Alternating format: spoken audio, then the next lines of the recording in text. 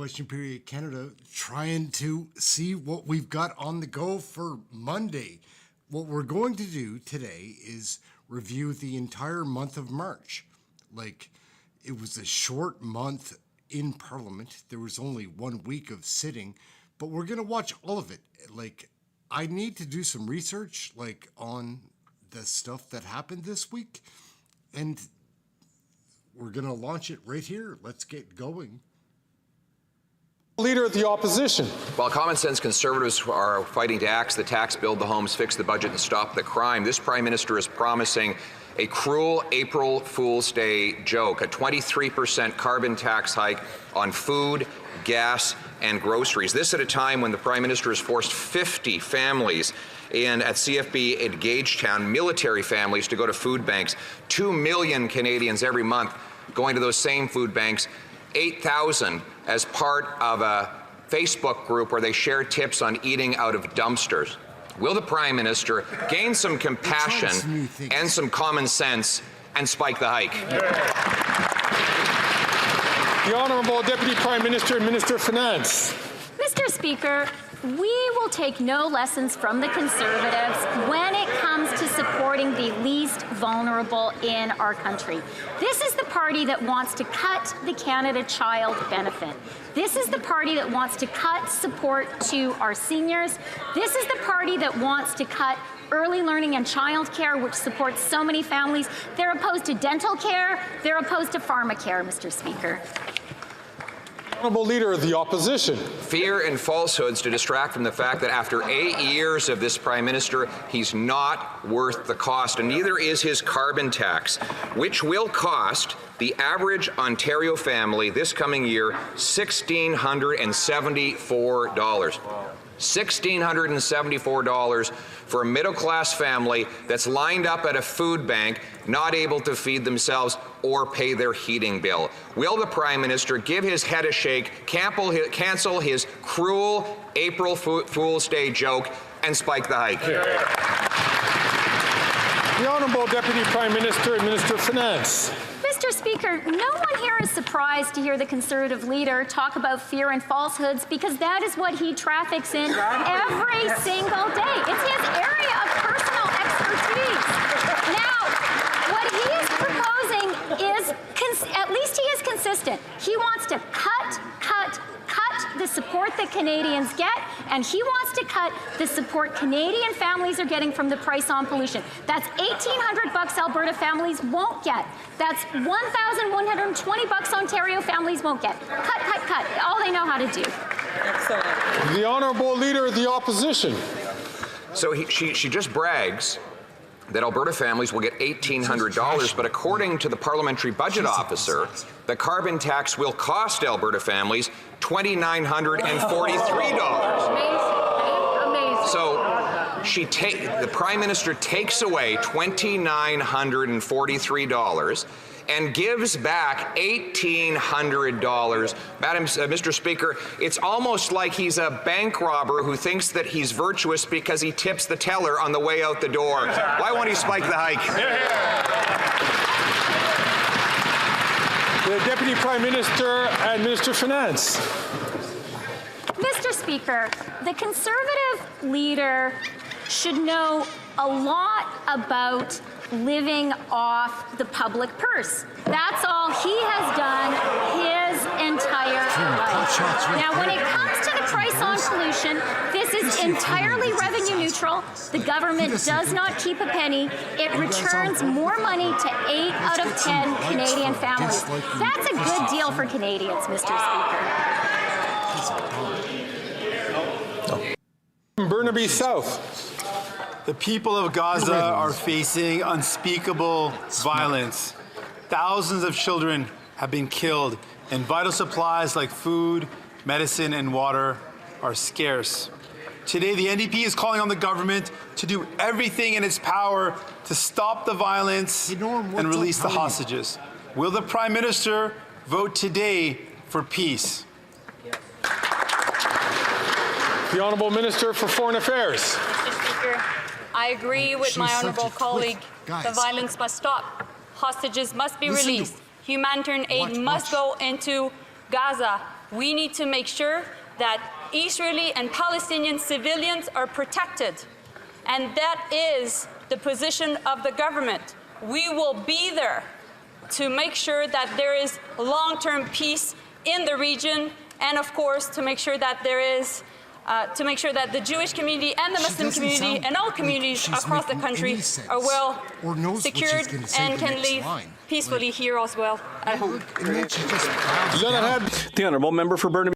Member from Regina Capel. After 8 years, this Prime Minister is not worth the cost. And thanks to his policies, millions of Canadians are visiting a food bank for the first time in their lives. And as if prices weren't high enough already, this Prime Minister is planning a 23% hike on the carbon tax in a cruel April Fool's Day joke. But the tax revolt is happening. 70% of Canadians and 70% of premiers are opposed and fighting back. Like in Saskatchewan, where the budget watchdog has determined that Saskatchewan families will pay an extra $2,620 in the carbon tax. So simple question, where are Saskatchewan families supposed to come up with $2,600 to pay his tax? Yeah. The Honourable Deputy Prime Minister and Minister of Finance. Mr. Speaker, I have a lot of respect for the former Conservative leader, and he is a proud MP from the province of Saskatchewan, a province that is proud of its Ukrainian-Canadian population. Now, last week, the current Conservative leader said in a radio interview, he implied strongly he would cut all economic aid for Ukraine.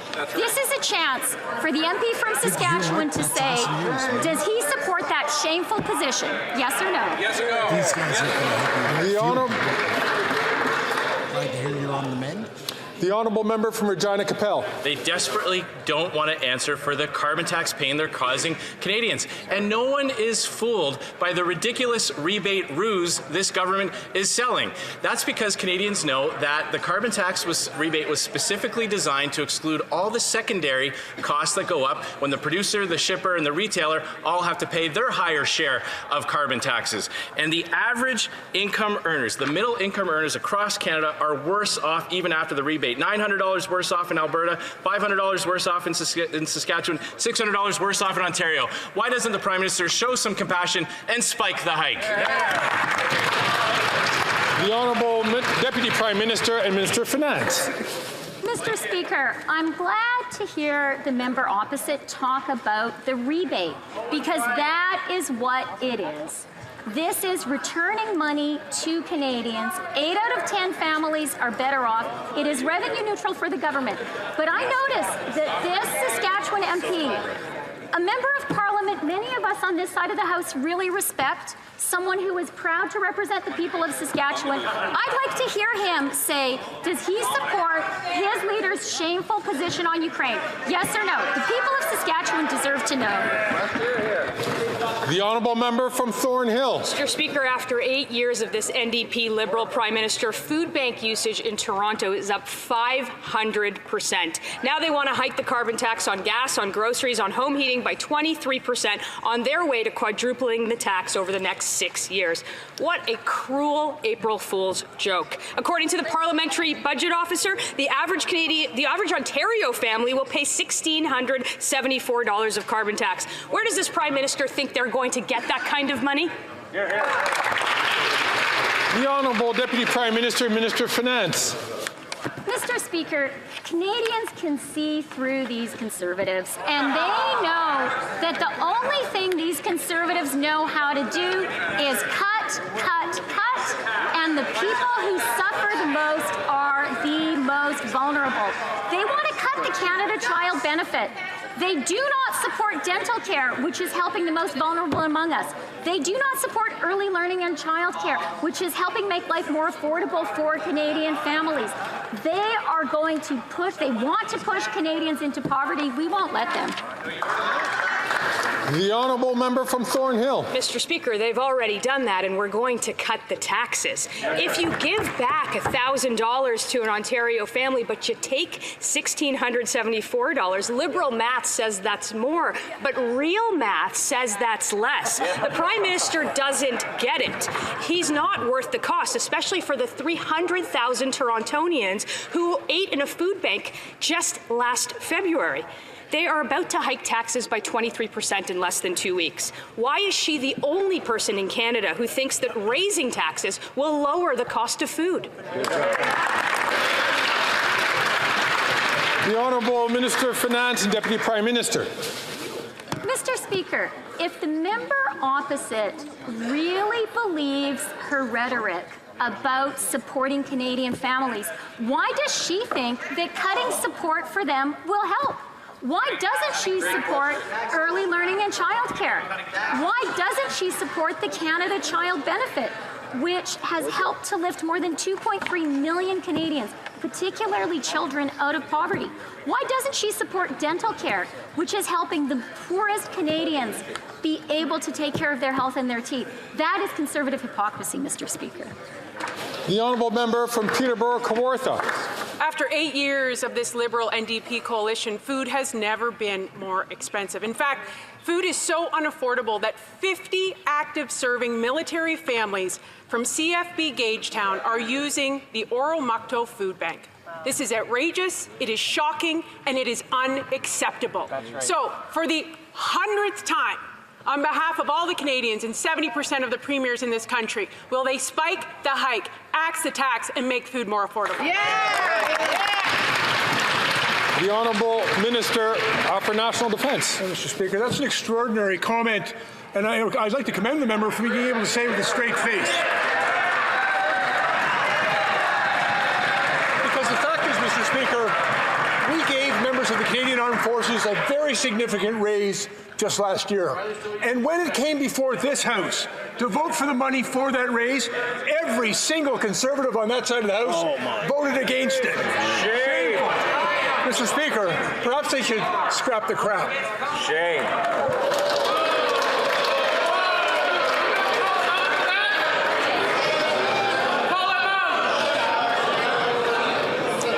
I'm going to ask members to be very judicious in their use of words and to making sure, and I'll ask the Honourable Minister to be very judicious in his choice of words. The Honourable Member from Peterborough, Kawartha. Mr. Speaker, that's exactly the lack of classy response I would expect from a Liberal minister. And the reality is he doesn't know what's going on because clearly he doesn't listen. These are 50 real families accessing a food bank under that Prime Minister's watch.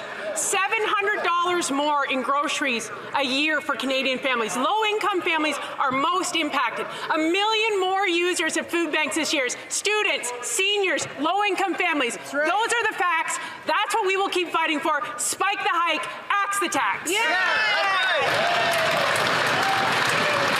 The Honourable Minister of National Defence.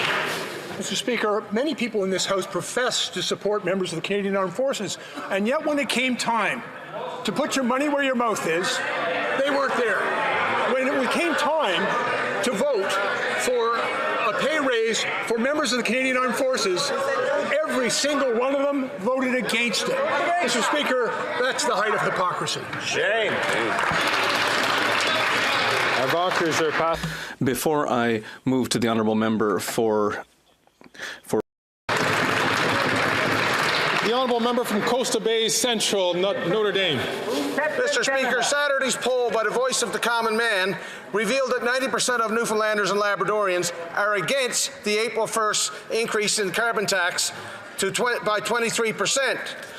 Even the Liberal Premier, a fury, he pleaded with the Prime Minister to pause the April 1st tax hike. That's right. Newfoundlanders and Labradorians are sick and tired of these cruel April Fool's jokes. So after 8 years, will this NDP Liberal Prime Minister heed the plead and spike the hike, or will he once again prove that he's simply not worth the cost? The Honourable Minister for Labour. Mr. Speaker, on this side of the House, we will continue. We are absolutely driven to impart upon the people of Canada cold, hard cash in their pockets. That is what this rebate will do. This is not This is not something that's made up. This is not something that's trivial. This is something that Canadians feel in their bank accounts and in their wallets and in their pockets 4 times a year.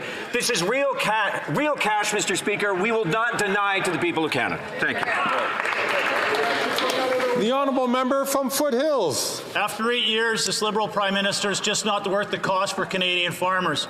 On April 1st, the Prime Minister is going to increase the carbon tax 23%, and the impact on Canadian food production is staggering. A grain farmer in Simcoe County paid $36,000 in the carbon tax in 1 month.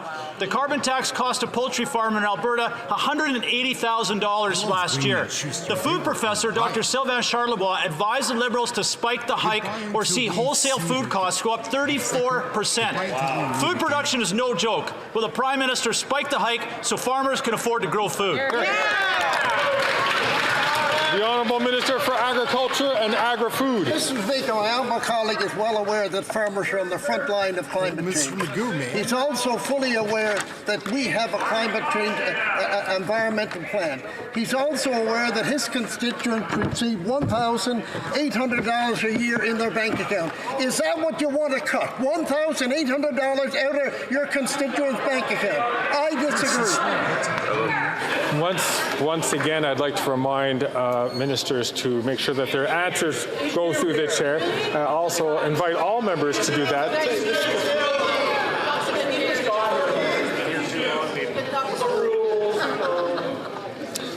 The reason why that's done is so that there is always a sense that there is not personal attacks when members are asking questions or making responses. The honourable member from Foothills.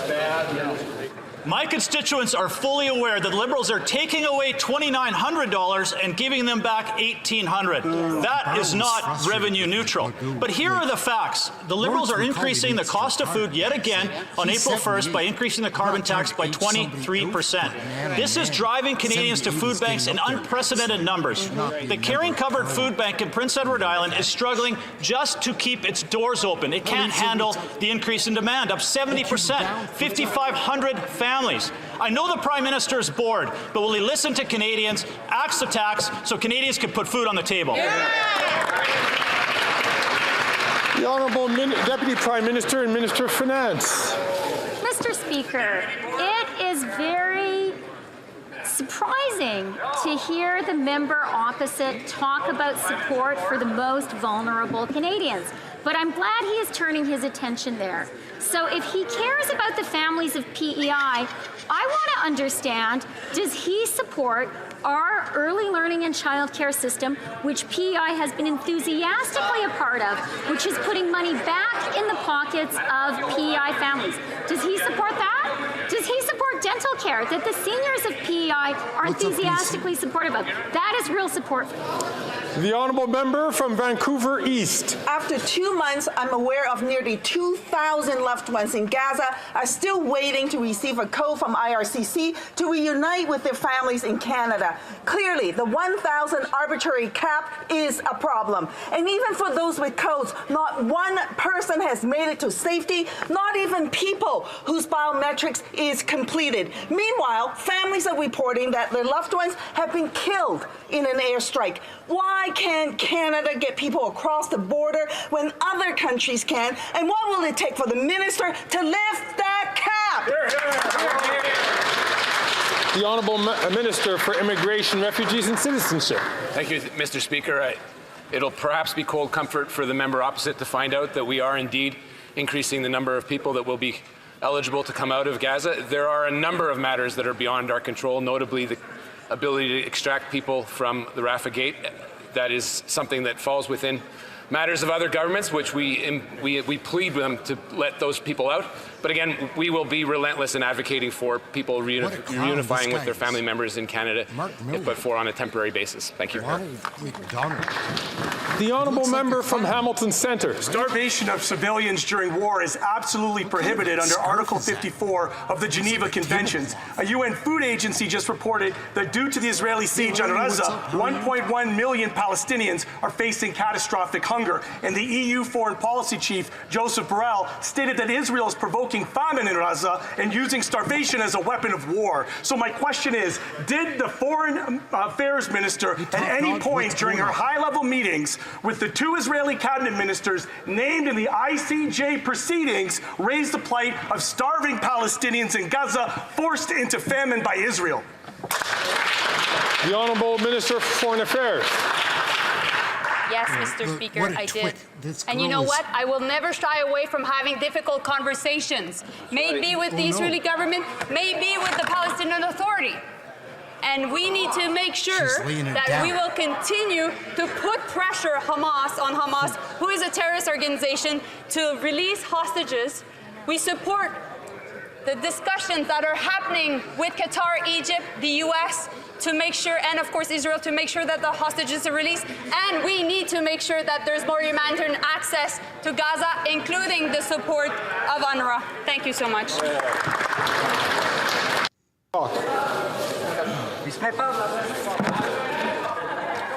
In British Columbia, the carbon tax is going up 23% on April 1st. After 8 years of this NDP Liberal government, middle-income families are depending on food banks.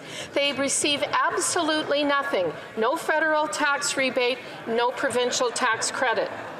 But they do get higher prices for food, gas, and heating. 7 of 10 premiers are demanding the Prime Minister spike the hike, but the NDP Premier of BC is cheering it on. Will the Prime Minister stop the suffering and authorize Premier Eby to spike the hike on April 1st? The Honourable Deputy Prime Minister and Minister of Finance. Mr. Speaker, as with the Conservative Quebec MPs, we are hearing a question that demonstrates either profound ignorance or profound disrespect of the system that the province of BC put in place. BC in 2008, led by a center-right provincial government, put in place a world-leading price on pollution. That system is popular. That system was voted for by some current Conservative federal MPs from BC. Do they want to tear it apart? The Honourable Member from South Surrey, White Rock. Thank you, Mr. Speaker. We absolutely do, because that was a baloney answer from this minister, and that's what we're getting from the BC Premier as well. There's 200,000 British Columbians relying on food banks in a single month now. The tax credit shell game, if you qualify, is way less than you pay. BC already has the highest gas prices, $2 a litre just this morning. A 23% hike will force up prices another 18 cents a litre. This Prime Minister isn't worth the cost. Will he show some compassion and authorize the BC Premier to spike the hike on April 1st? The Honourable Deputy Prime Minister and Minister of Finance. Mr. Speaker, did the MP from BC just accuse the Premier of BC of putting forward baloney policies for the people of BC? So is the federal Conservative Party intending to step on the jurisdiction of the province of BC?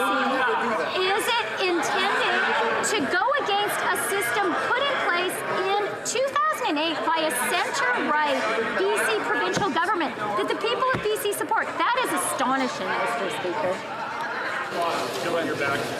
The Honourable Member from Central Okanagan, Similkameen Nicola. Mr. Speaker, after 8 years of this NDP Liberal government, more and more British Columbians are lining up at food banks. That's not baloney. The fact that many can't afford to drive with $1.99 a litre gas isn't baloney either. What's also not baloney is on page 75 of the BC's 2024 budget, where the provincial government blames this Prime Minister for forcing a 23% carbon tax hike on April 1st. Will the Prime Minister help sandwich British Columbians and spike the hike, or do British Columbians need to throw him out like an old, spoiled, stale pack of baloney?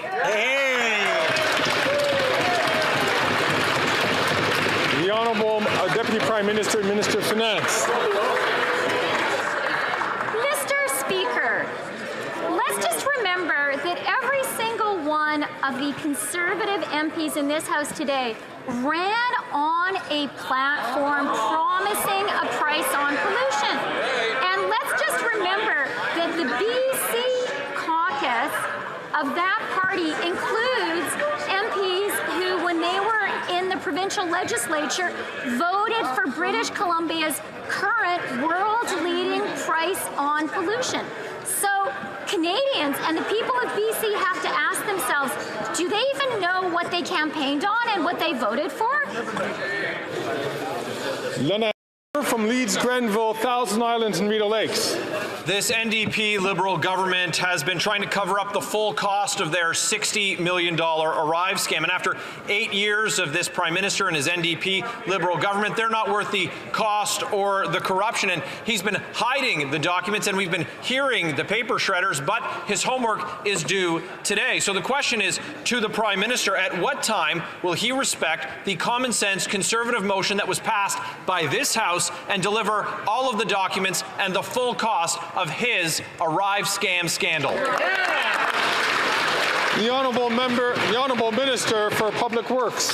Thank you, Mr. Speaker. As many ministers, including the CVSA minister, has said, often what happened during COVID-19 when regarding the regarding the application was unacceptable, despite the fact that it was built in a moment at which it was important for public servants to be efficient and acting quickly.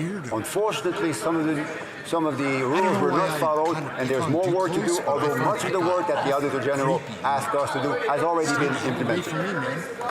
The Honourable Member from Leeds, Grenville, Thousand Island, Rideau Lakes. Well, what the Auditor General asked in terms of information, this government didn't even want to provide. That's why they voted against having the Auditor General investigate this Prime Minister's $60 million Arrive scam. It's clear that after 8 years of this NDP Liberal government that they're not worth the corruption or worth the cost. That $60 million, Speaker, was for outside consultants. It wasn't for public servants who needed to act quickly. It was for Ottawa insiders who were getting rich, being made millionaires while Canadians struggle and are now lined up at food banks. This Prime Minister has had weeks. He won't stand up, but we've ordered him to provide the documents. At what time will they be provided? The Honourable Minister for Public Safety.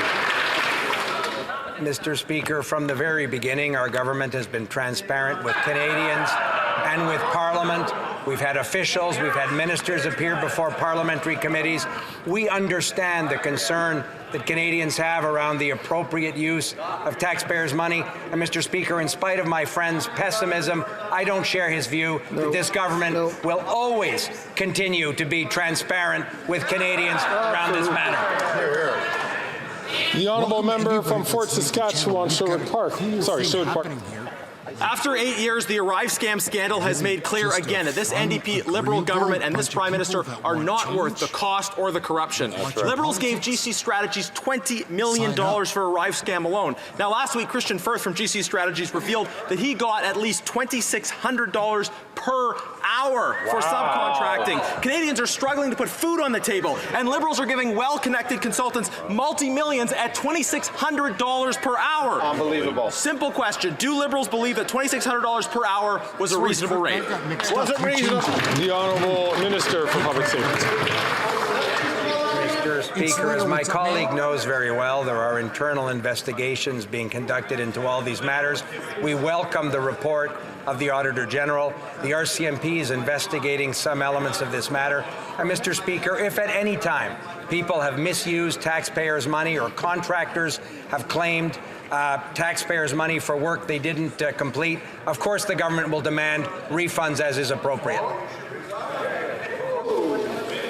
The Honourable Member from Cloverdale, Langley City. Mr. Speaker, earlier this month, legislation was introduced in the other place, that affirms the Government of Canada's recognition of the Haida Nation as the holder of inherent rights of governance and self-determination. These types of bills are needed as we move forward on the path of reconciliation with Indigenous communities. Can the Minister of Crown Indigenous Relations tell us what this means for the Haida Nation located on the Haida Gwaii Archipelago off British Columbia's north coast?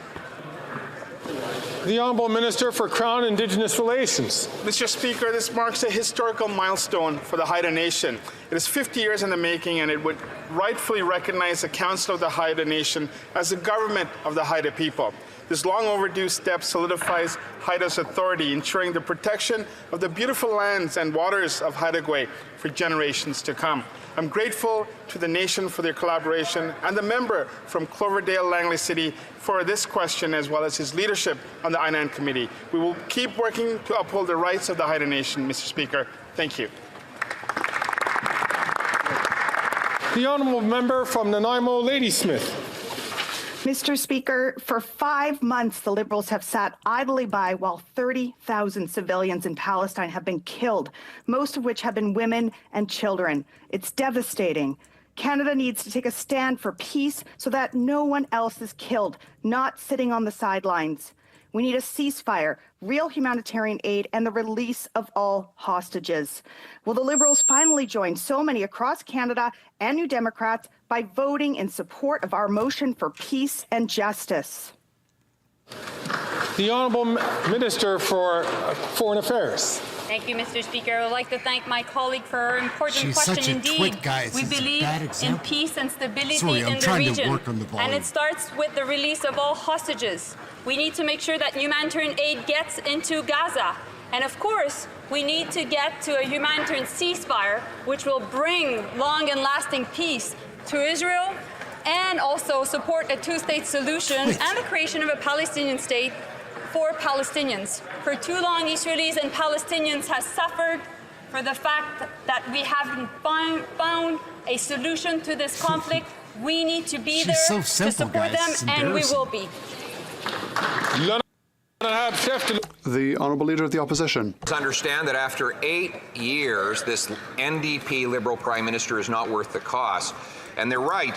According to the Parliamentary Budget Officer, this Prime Minister's carbon tax will cost the average Nova Scotia family $1,500. That's why the Nova Scotia legislature voted unanimously, Liberals, Conservatives and NDP, to call on federal MPs representing the province to vote with the common sense Conservatives to spike the hike. Will he allow a free vote so Nova Scotians can vote for their constituents rather than the party boss? The Right Honourable Prime Minister. Speaker, a family of four in Nova Scotia gets about $824 back in the year for the price on pollution. The Canadian carbon rebate delivers more money in the pockets of 8 out of 10 Canadians right across the country. The Leader of the Opposition wants to take away those Canada carbon rebate checks from Canadian families, where 8 out of 10 families do better, even with the price on pollution. It's a way of fighting climate change, of building a safer, more prosperous future, and putting more money back in the pockets of Canadians, something he wants to take away. The Honourable Leader of the Opposition. The Prime Minister has finally done something helpful when it comes to math. He says that his rebate for Nova Scotians is $850. Well, the Parliamentary Budget Officer confirmed that the cost is $1,500 for the average Nova Scotia family. So he wants to take away $1,500 from the average Nova Scotia family in carbon taxes and give back only $850. Everybody knows that the carbon tax is just like him, not worth the cost. Will he allow a free vote? The Right Honourable Prime Minister.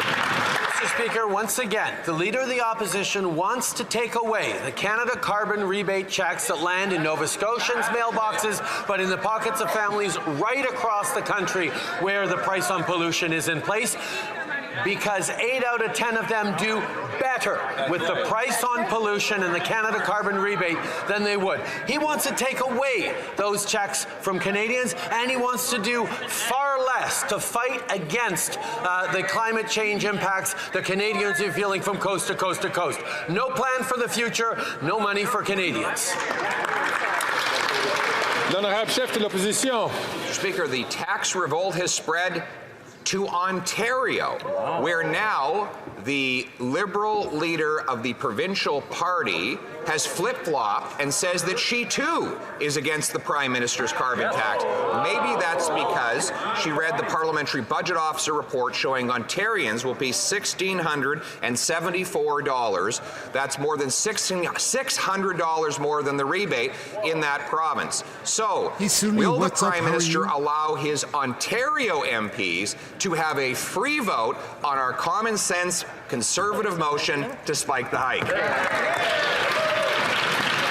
The Right Honourable Prime Minister. Speaker, families in Ontario are facing higher prices for groceries, higher costs for rent, and we are delivering a Canada carbon rebate that leaves them better off. 8 out of 10 Canadian families across the country do more money in their pockets with the Canada carbon rebate than the price on pollution costs them. At the same time, the price on pollution is bringing down carbon emissions, preparing a cleaner economy of the future, and putting more money back in Canadians' pockets. The Conservatives want to take away the Canada carbon rebate checks. We're going to continue to support families on affordability and fighting climate change. The Honourable Leader of the Opposition. Right from the Parliamentary Budget Officer's numbers, he says $1,674 is the cost to the average Ontario family, and the rebate is only $1,047. So Ontarians are paying more than they get back, just like British Columbians, where the NDP government is administering the federally mandated carbon tax.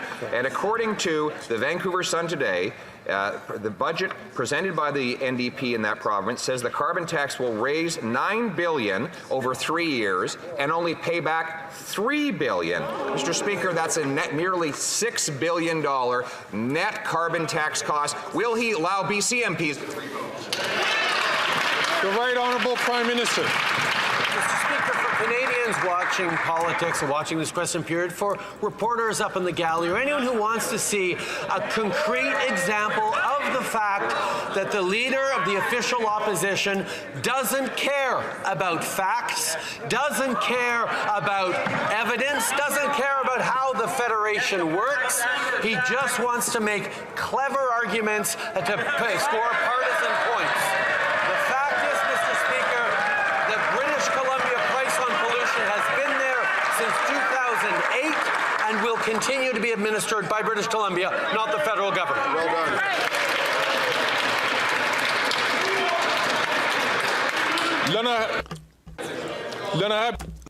The Honourable Member from Burnaby South.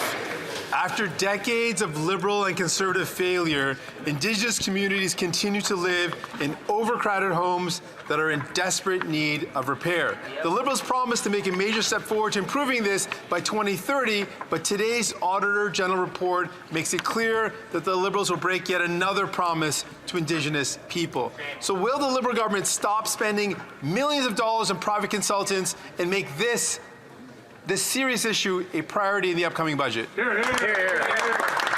Right Honourable Prime Minister.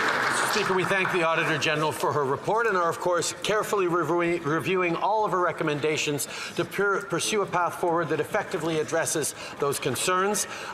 In regards to Indigenous cooperation and partnerships, whether it's on housing or policing, consultation is at the heart of everything we do. We're committed to working in partnership with First Nations to advance these priorities.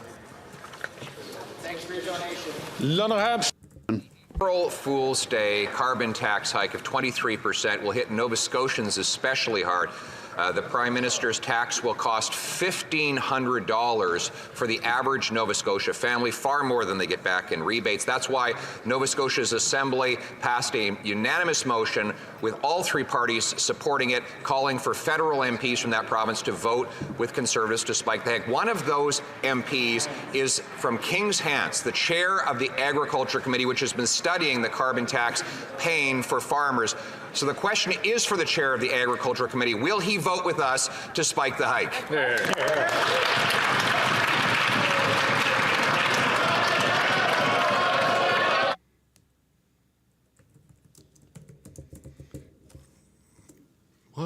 Well, what are we doing here, Mr. Speaker? You're killing us.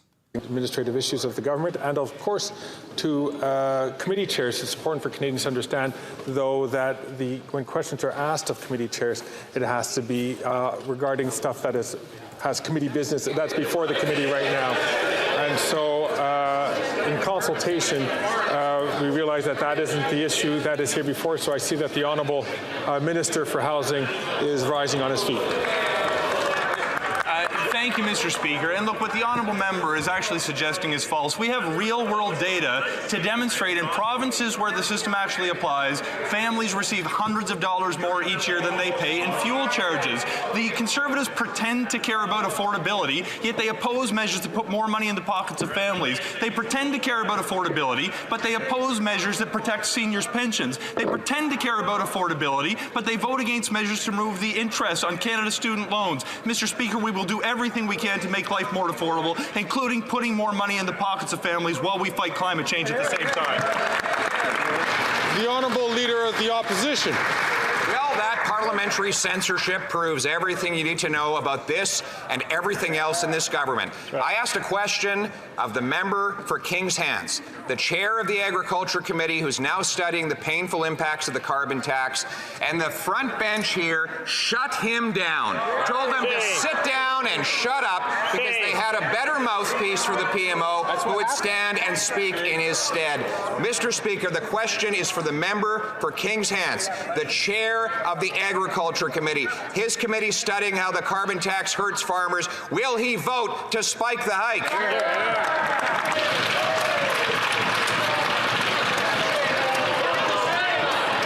The Honourable Minister for Housing, Infrastructure and Communities. Mr. Speaker, if the honourable member has qualms about the member for King's Hands, I can reassure him he is a champion for his community. He launched a petition recently to stand up to the Conservative government in Nova Scotia for changes to the agricultural sector in his community. Every time the Conservatives ask a question about the environment, it's to find out ways that they can do less. The member for Renfrew, Nipissing, Pembroke has suggested flooding in the Ottawa River was a result of regulations that were not in place. The member from Caribou, Prince George, has suggested climate change is not a result of industrial pollution, but of more body heat from a growing population. The member from Red Deer Lacombe visited school kids to say carbon dioxide was plant food. Mr. Speaker, this... He's ridiculous, guys. A dancing clown. Sean Fraser's a jerk off, to say the least. Like, just a goof. Like, yeah. The Honourable Leader of the Opposition. He's absolutely right. It is a joke, an April Fool's joke, and the joke is on Canadian taxpayers, especially Nova Scotians, who will have to pay $1,500 in higher carbon taxes after that hike goes ahead. He says that the member for King's Hands is a champion who can't even speak, who's silenced by his own MPs. Will the member...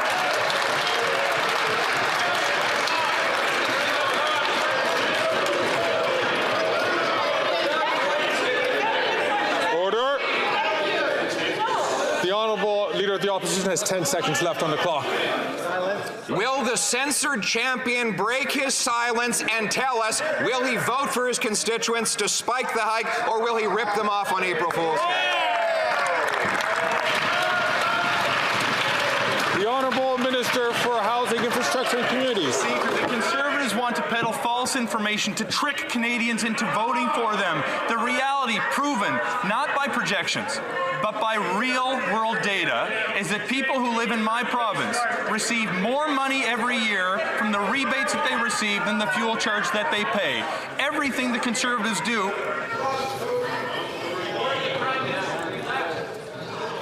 Order.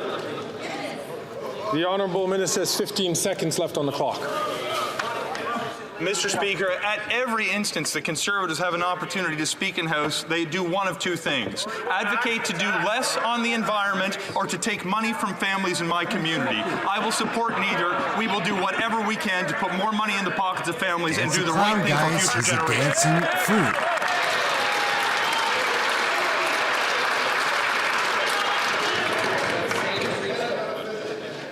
Order. The Honourable Leader of the Opposition. Mr. Speaker, the question was for the silent member from King's Hands. He is asked to explain how he's voting for a carbon tax of $1,500 per family that only pays back $963 in rebates.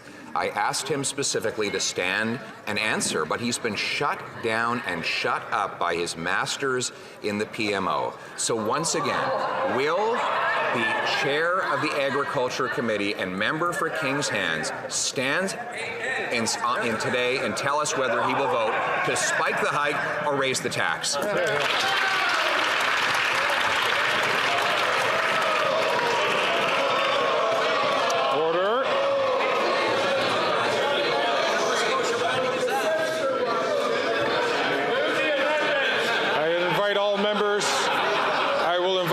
To please listen to their House Leader and the House Leader teams. The Honourable Government House Leader. Thank you, Mr. Speaker. And the Leader of the Opposition knows full well the rules of this place and knows full well that members on this side are proud and pleased to defend the initiatives and the affordability measures. I'm going to ask the Honourable Member from Sherwood Park, Fort Saskatchewan, to wait his turn to ask a question before taking the floor. The Honourable Government House Leader has 23 seconds left on the clock. We do better the Leader knows the rules of this place and room. knows that on this side of the House, we're pleased and proud to speak to the affordability measures and the things that we're putting in place to make life more affordable for Canadians. But while we're on this theme, I have a question for the member of the Defence Committee from Selkirk Interlake. Why did he sell out the people of Ukraine in voting against the free trade arrangement?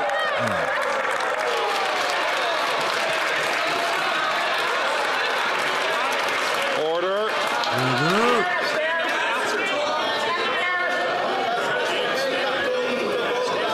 Order.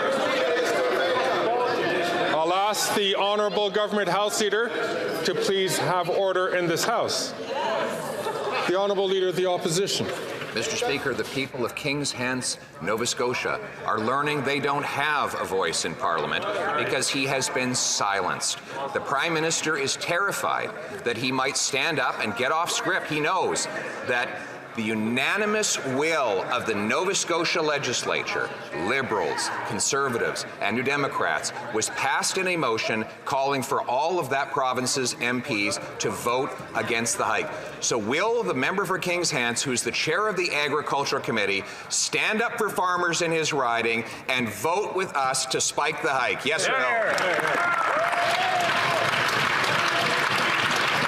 The Honourable Deputy Prime Minister and Minister of Finance. Mr. Speaker, the member for King's Hants stands up for farmers, stands up for his constituents, stands up for the people of Nova Scotia, and stands up for the people of Canada every single day. On this side of the House, we are incredibly proud to have him as our colleague. And one thing that he knows is the people of King's Hants do not need cuts, and that is all the Conservatives have to offer them or any single Canadian. The Honourable Leader of the Opposition. Mr. Speaker, the member for King's Hants is in the Witness Protection Program today. He can't possibly stand up when his whip waves for him to sit down, which is exactly what happened a moment ago when I asked him a legitimate question as chair of the Agriculture Committee, a committee that's studying the devastating impact of the carbon tax on farmers in his riding and across the country. So for a sixth time, will he come out of the Witness Protection Program and announce whether he will vote for our motion to spike the hike? The Honourable Deputy Prime Minister and Minister of Finance. Mr. Speaker, the Conservatives love to talk Canada down. They traffic in fear and falsehood. But on this side of the House, we believe in Canada and we believe in Canadians. And that's why I am so glad to share some good news with the members of this House. And that is the inflation number for February, which came out this morning, 2.8% below expectations, within the Bank of Canada's target range. That is the second month in a row. In January, it was 2.9. Within the target, our plan is working, Mr. Speaker. Then I have a member from Lethbridge. Last year in my riding, Colk Farms, a local producer, was forced to pay $62,000 just in carbon tax on his natural gas alone. That's $62,000. And what this Liberal NDP government doesn't understand, because it is so out of touch, is that when Canadians go to the grocery store, they pick up that bill when they go to buy groceries for their families. Canadians are already struggling, and now on April 1st, they're going to face another increase of 23%. Will the Prime Minister spike the hike and axe the tax? The Honourable Minister. And, you know, I'd like to say to the member opposite, I want a reminder of the rural top-up coming to the carbon rebate. So a family of 4 in Alberta is going to see $2,160. A family in my riding is going to see $1,430 when they live in a rural area. My friends, we know what it's like. That's why we're there to help people with the carbon rebate. That's why we're there to help with the childcare benefit. That's why we're there to help with housing. We're there to help Canadians, Mr. Speaker, in rural areas as well. Before I get to the honourable member from Lethbridge, I'm going to ask all members, please, to only take the floor when they are recognized by the Speaker to do so. The honourable member from Lethbridge. I think what's clear is that the Liberals have a dysfunctional relationship with the truth. You see, Canadians pay more than they actually get back. Thomas is and so pretty for sure. the average Albertan family, they pay $2,943. Meanwhile, they get back $2,032, which means ultimately they are $1,000 in the hole. That is how much they are having to remit to this government. That is how much this government is pickpocketing from them. Why is this government doing that to Canadians when they are already struggling to pay their bills, make ends meet, provide for their family? The Honourable Minister. Mr. Speaker, I'm not sure what's happening on the Conservative side of this House. Maybe it's that they've joined the Ag Chair in the Witness Protection Program when it comes to defending the interests of Albertans and their pensions. Where's the MP for Edmonton Mill Woods? Where's the...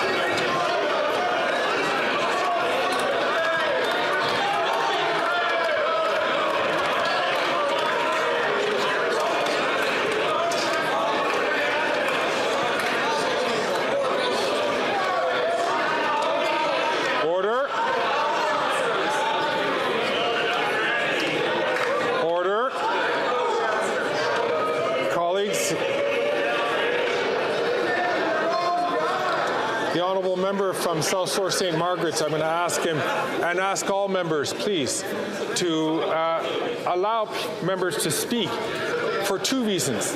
One, so that the Speaker can hear the question or hear the response.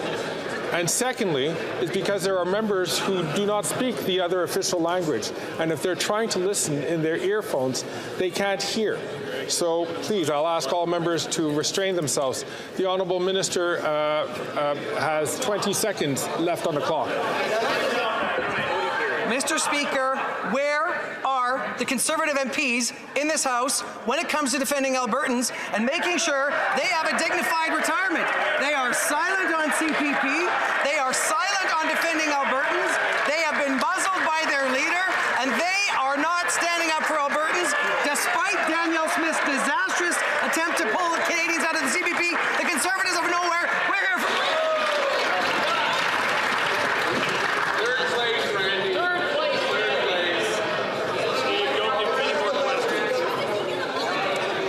Colleagues, it's been pointed out to me on several occasions that question periods should be 45 minutes long. If we take up time from here, that means that questions get dropped. So let's not do that. Let's try to keep ourselves to time by respecting those who have the floor. I'm certain everybody would like to hear the question from the member from Tobic-Matqua. Thank you, Mr. Speaker. I'll tell you where Albertan MPs are. They're standing up for their constituents and voting non-confidence in this government that needs to be replaced. Mr. Speaker, after 8 years of this Liberal NDP government, upwards of 50 active military families are using the food bank, and I just visited one in Oromocto, New Brunswick. 50 families who are serving at Base Gagetown, Canada's largest military base. This is an absolute disgrace and completely unacceptable. Now they're adding insult to injury by hiking their punitive, ineffective, and useless carbon tax. When will they finally listen to Canadians and show some respect to our nation's finest and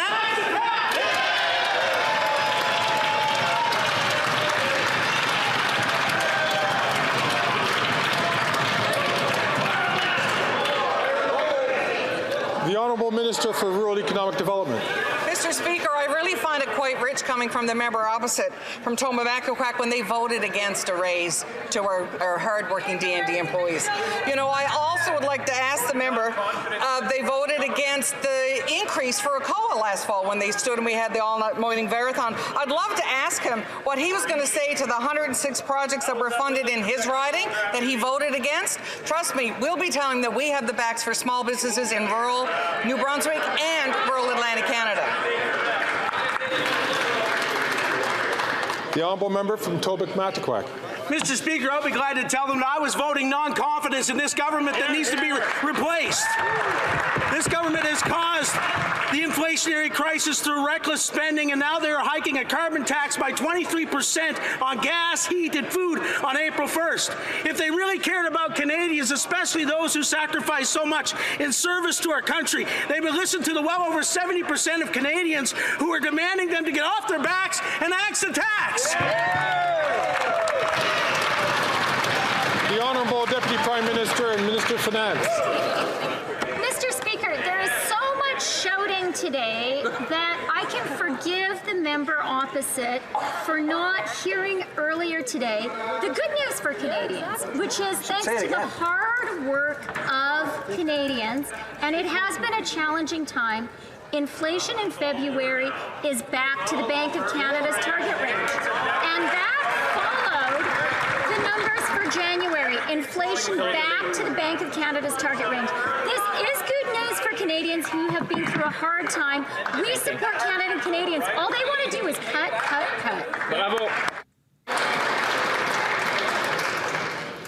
That's a really the good honourable question, member from MSW. Edmonton, Who are the good guys? Mr. Speaker, Edmontonians are Desjardins experiencing a double housing know, crisis. Rent is increasing at the Is fastest NDP pace in the country, all Liberal, while we're seeing like, the lowest vacancy rates we've had in a decade. The Blue, Conservative what's up? slogans won't build affordable homes, and the Liberals aren't fixing the problem they've created. The NDP's Protecting Renters Fund would help save affordable homes and give renters the hope they need. Will the Liberals commit to including this fund in the budget so Edmontonians don't go houseless? The Honourable Minister for Housing, Infrastructures and Community. Mr. Speaker, I thank the Honourable Member for his question and for his advocacy. I had the opportunity to be in Edmonton recently to meet with the Mayor and the Provincial Minister in Alberta, as well as my colleague, the Member for Edmonton Centre. We are working hard to advance additional funding to support community-based organizations that support Canadians who are living without a roof over their head. We also very recently had the opportunity to share an agreement with $175 million behind it that will build thousands of homes in Edmonton, including more rentals, which will help reduce the cost of rent and continue to support people who are looking to find a place to live. There is no silver bullet to the housing crisis, but we will pull every lever at our disposal to help solve it by working together with Edmonton. The Honourable Member from Timmins, James Bay. The European Union states that Netanyahu is using deliberate starvation of children in Gaza as a weapon of war. Human rights groups have spoken out against targeting of journalists, civilians, hospitals, aid workers, and the UN has called out for Canada for complicity in this because we provide the military weapons to Israel. Last night, Parliament called for an end to military aid to Netanyahu's government, and yet numerous military supply deals are still in the works. So will the Minister respect Parliament and tell us whether or not deals like the guns from Colt and Kitchener and armed vehicles from Rochelle and Brampton will be sent to Israel, yes or no?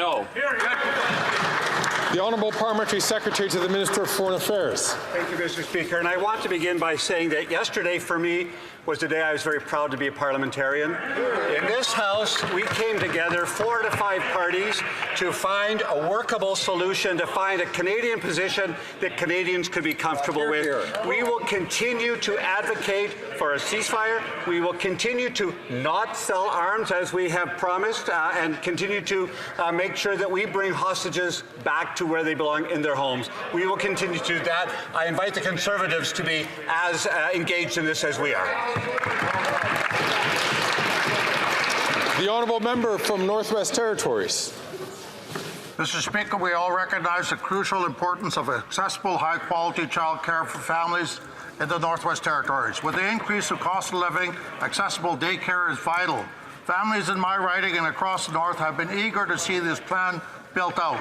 To the Minister of Families, Children and Social Development, What's being done for the Northwest Territories and for Northerners? These more law broadly? balls that they toss each other.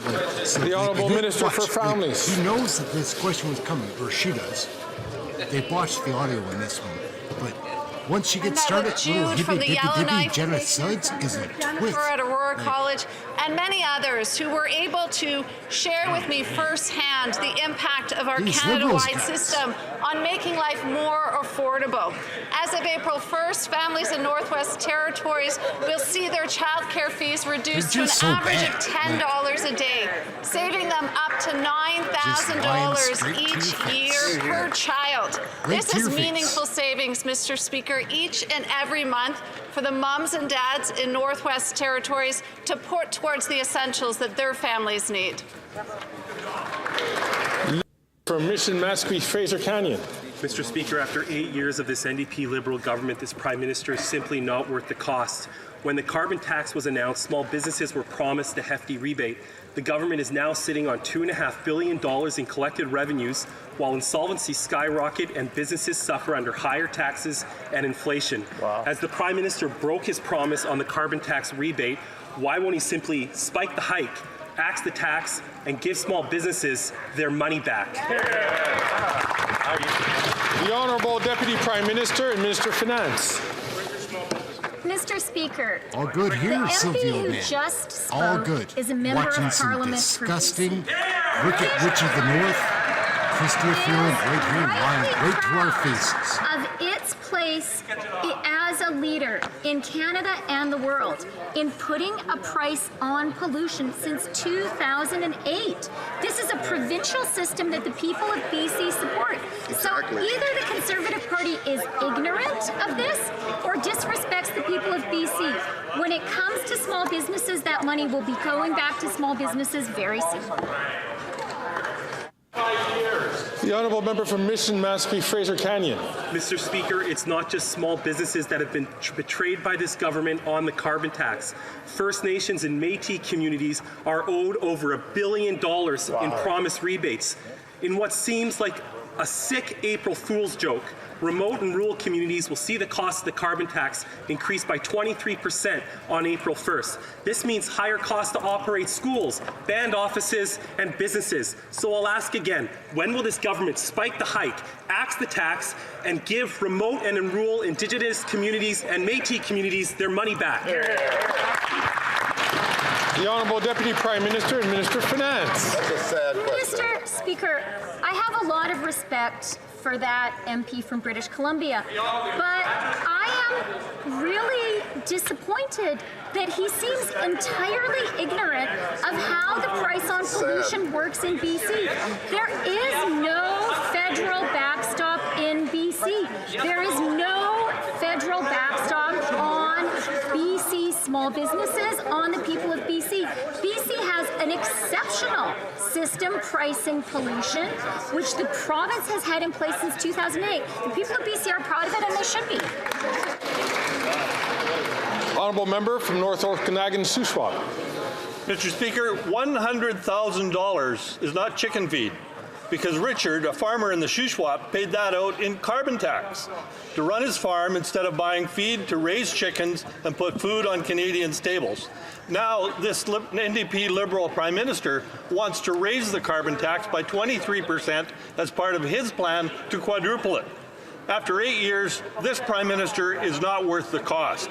Will he spike the hike, axe the tax, let farmers grow the food so that Canadians can afford to put food on the table? The Honourable Minister for Rural Economic Development. Mr. Speaker, I'm proud to be part of a government that understands climate change is real and understands the impact that it's having on farmers from coast to coast to coast.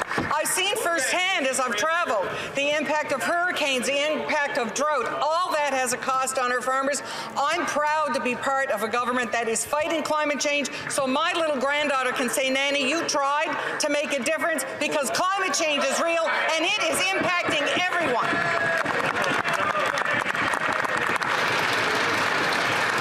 The Honourable Hands.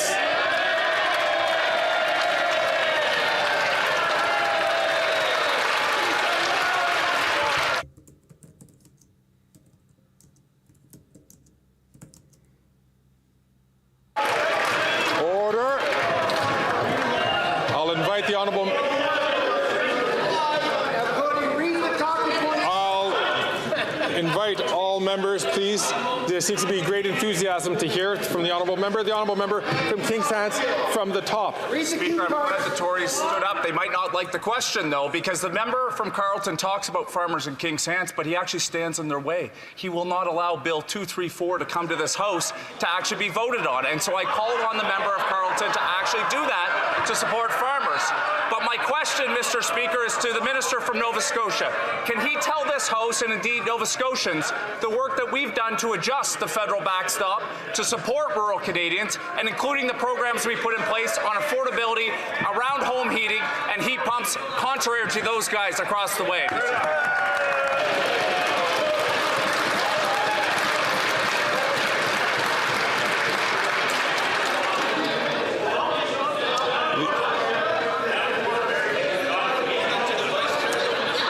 The Honourable Minister for Housing, Infrastructure and Communities. Mr. Speaker, over the past year and a half in our home province of Nova Scotia, we have felt the impacts of climate change more than any other part of the country, with wildfires, Hurricane Fiona, floods in the honourable member's riding. He has been a staunch advocate for rural communities and for the agricultural sector every step of the way. Because of his advocacy, we have doubled the rural rebate that households in Nova Scotia receive. Because of his advocacy, we are helping cover the cost of heat pumps that is saving between $1,500 and $4,700 a year. And because of his advocacy, the provincial government is retreating on a policy that would impact the wine growers in his region. I am proud to stand alongside him today and will be for years.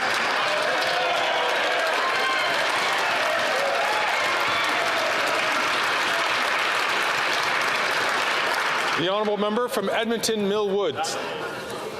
8 years of this NDP Liberal government's soft on crime policies, more and more Canadians are becoming victims to violent crime right across the country. The Toronto Star reports that carjackings have more than doubled so far in 2024, and break-in entries for the purpose of car theft have already exceeded the total number of all of last year.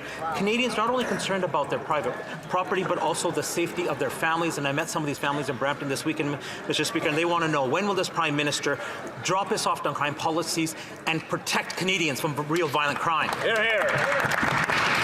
The Honourable Minister for Public Safety. Mr. Speaker, our government is always focused on protecting Canadians from crime. Absolutely. That's why we're working with police forces, municipal authorities, and provincial governments to do exactly everything we need to do to crack down on this increasingly violent criminal activity. I've had conversations with the Premier of Ontario, with police chiefs across the country. The RCMP are working in collaboration with their partners in these jurisdictions. The Canadian Border Services Agency sees 68 vehicles at the Port of Montreal this week alone. And Mr. Speaker, we'll continue to do everything we need to do to keep Canadians safe. Exactly. Jeff Jackson, the honourable member from Edmonton Mill Woods. Mr. Speaker, what they did do is bring in Bill C5 and 75 that allows these same criminals to quickly get bail and be out on the street, sometimes on the same day. As a result, small businesses across the country are not only dealing with the higher taxes, like the carbon tax that the Liberals have brought forward, but now are having to pay for extra security to protect their businesses and their families from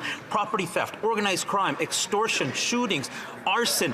This is a new reality for businesses and families in Canada after 8 years of this Prime Minister. He's not the worst. He's not worth the cost, corruption, or crime, Mr. Speaker. When will it end? The Honourable Minister for Justice and the Canada. I respect that member opposite, but what I respect most of all is that he actually wasn't here when we were voting on Bill C-75. That piece of legislation actually enhanced the penalties on summary conviction for auto theft, something that most of his colleagues voted against. He wasn't here, so I'll excuse him on that one. On the issue of mandatory minimum penalties, there's a guy named Ben Perrin. He might remember that individual. He used to be the league advisor to a guy named Stephen Harper. Ben Perrin has been on the record as saying that mandatory minimum penalties were a gross error, a miscarriage of justice, and perpetuate systemic racism. That's why we reversed them. I wish these guys would get on board.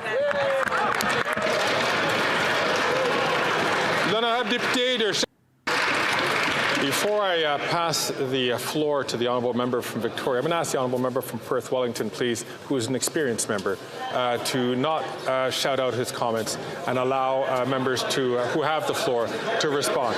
Sorry, my apologies. Greg Fergus is a both are loser, very guys. respected Look at him up members. there, The honourable stuttering member and stammering. from Wellington Halton Being Hills, I glad should that he's in the spotlight. The honourable member from Victoria now has the floor. Guys. Very old. It's like an elephant sitting on my chest. That's how a child in Edmonton describes the air quality right now. Canada currently has the worst air quality in North America. Our kids are breathing in harmful toxins, and it's only going to get worse with this year's wildfire season. But the Liberals are acting like it's business as usual, breaking climate promises while handing out billions to Canada's biggest polluters. And the Conservatives can't even agree whether climate change is real. Will the Liberals stop putting the interests of oil and gas CEOs over the health and safety of our children? The Honourable Minister for the Environment and Climate Change. Thank you, Mr. Speaker, and I thank my honourable colleague for her question. In fact, we are doing exactly that. We're the first country, the only country in the G20 to have phased out fossil fuel subsidies, 2 years ahead of everyone else. We're the only country that has committed to eliminate public financing for fossil fuel subsidies. We have the best performance of all G7 countries in terms of greenhouse gas reduction between 2019 and 2021. We are working to fight climate change. We are working to improve air quality all across the country, Mr. Speaker. The honourable member from Skeena Bulkley Valley. Mr. Speaker, this past weekend, Flair cancelled one of its flights back to Canada and left over 100 passengers stranded in another country. No communication with them, no food provided, no rebooking on other airlines. They had to find their own way back to this country. Now, if this sounds like deja vu, it's because the exact same thing happened 2 years ago, and the Liberals promised to stand up to the big airline CEOs. So to the minister, will he tell these passengers why his supposedly new and improved air passenger rights let them down so badly? The Honourable Minister of Transport. Mr. Speaker, we will always stand up for Canadians and always stand up for passengers' rights, Mr. Speaker. There was nothing before we came in. Now we're in touch with Flair, we're in touch with our other airline companies, Mr. Speaker, to see what we can do, but we'll always side with our air passengers. And so brings to an end. Then I have chef de l'opposition. While common sense Conservatives will axe the tax, build the homes, fix the budget, and stop the crime, this Prime Minister is not worth the cost, with the Parliamentary Budget Officer testifying again that the majority of households will see a negative impact as a result of the carbon tax. End quote. Now he wants to hike the tax on April Fool's Day. We won't stand for it. So what will it be with this Prime Minister? Will he spike the hike, or will he face a non-confidence vote at a carbon tax election? The Right Honourable Prime Minister. Speaker, the Parliamentary Budget Officer's report lays out clearly that 8 out of 10 Canadian families across the country where the price on pollution applies get more money back every year. That's how we put more money in the pockets of Canadians while having one of the strongest plans to fight climate change around the world. That's what the Conservative Party is standing against right now. Money in the pockets of Canadian families and a real plan to fight climate change that is working, Mr. Speaker, that is bringing down emissions, that is making us more competitive, that is helping build the future. The Honourable Leader of the Opposition. Speaker, I'm going to read again the testimony from the March 18th appearance of the Parliamentary Budget Officer. Once you factor in the rebate, but also the economic impacts, the majority of households will see a negative impact as a result of the carbon tax. End quote. The Prime Minister plans to make this problem worse with a carbon tax hike on heat, on homes, on fuel, on food. We will not stand for it. So once again, which will it be? Will he spike the hike, or will we have a carbon tax election? Let's have a carbon tax election. The Right Honourable Prime Minister. What will it be, Mr. Speaker? It will be that Canadians get more money with the Canada carbon rebate. 80% of Canadian households in areas where the federal carbon tax applies get more money every year year from the Canada carbon rebate than they pay in the price on pollution. On top of that, we are fighting climate change, making our industries more competitive, and preparing a better future. There is no plan on the Conservative side of the House to either help Canadians with rebate checks or fight climate change. The Honourable Leader of the Opposition. Not only did the Parliamentary Budget Officer testify that the majority of households will pay more in carbon taxes than they will get back in rebates, there is a table showing that every single province in which this tax applies, the middle-class families pay vastly more than they get back, and Canadians know it, because under this Prime Minister, they've seen their food, their fuel, their homes, their heating go through the roof. But why don't we just end the debate and let Canadians decide and have a carbon tax election? Let's do it. Let's have a carbon tax election. That is what Canadians want, right? Like, why is JAGMEET standing in the way? It's a good question. The Right Honourable Prime Minister. Speaker, the Parliamentary Budget Officer clearly spelled out that 8 out of 10 Canadian families in areas where the price on pollution applies get more money back every year than they pay in the price on pollution. That's because we created a plan that not only is one of the strongest plans to fight climate change in the world, but it puts more money back in the pockets of middle-class Canadians as we build a stronger future, better careers, more competitiveness, and a safer environment for generations to come. That's the plan we have. That's not what they're doing. The Honourable Member from Edmonton Griesbach. First Nations, Métis, and Inuit communities across Canada are slipping further behind. Kids can't access health services and homes are falling apart. But what are the Liberals doing? Threatening to cut billions in services communities rely on. And if we're up to the Conservative leader, Indigenous services would be gutted altogether. The Liberals and Conservatives seem to always find ways to make rich CEOs even richer, but never find money for real people. Will the Prime Minister honor his commitments to Indigenous people or leave them out to dry?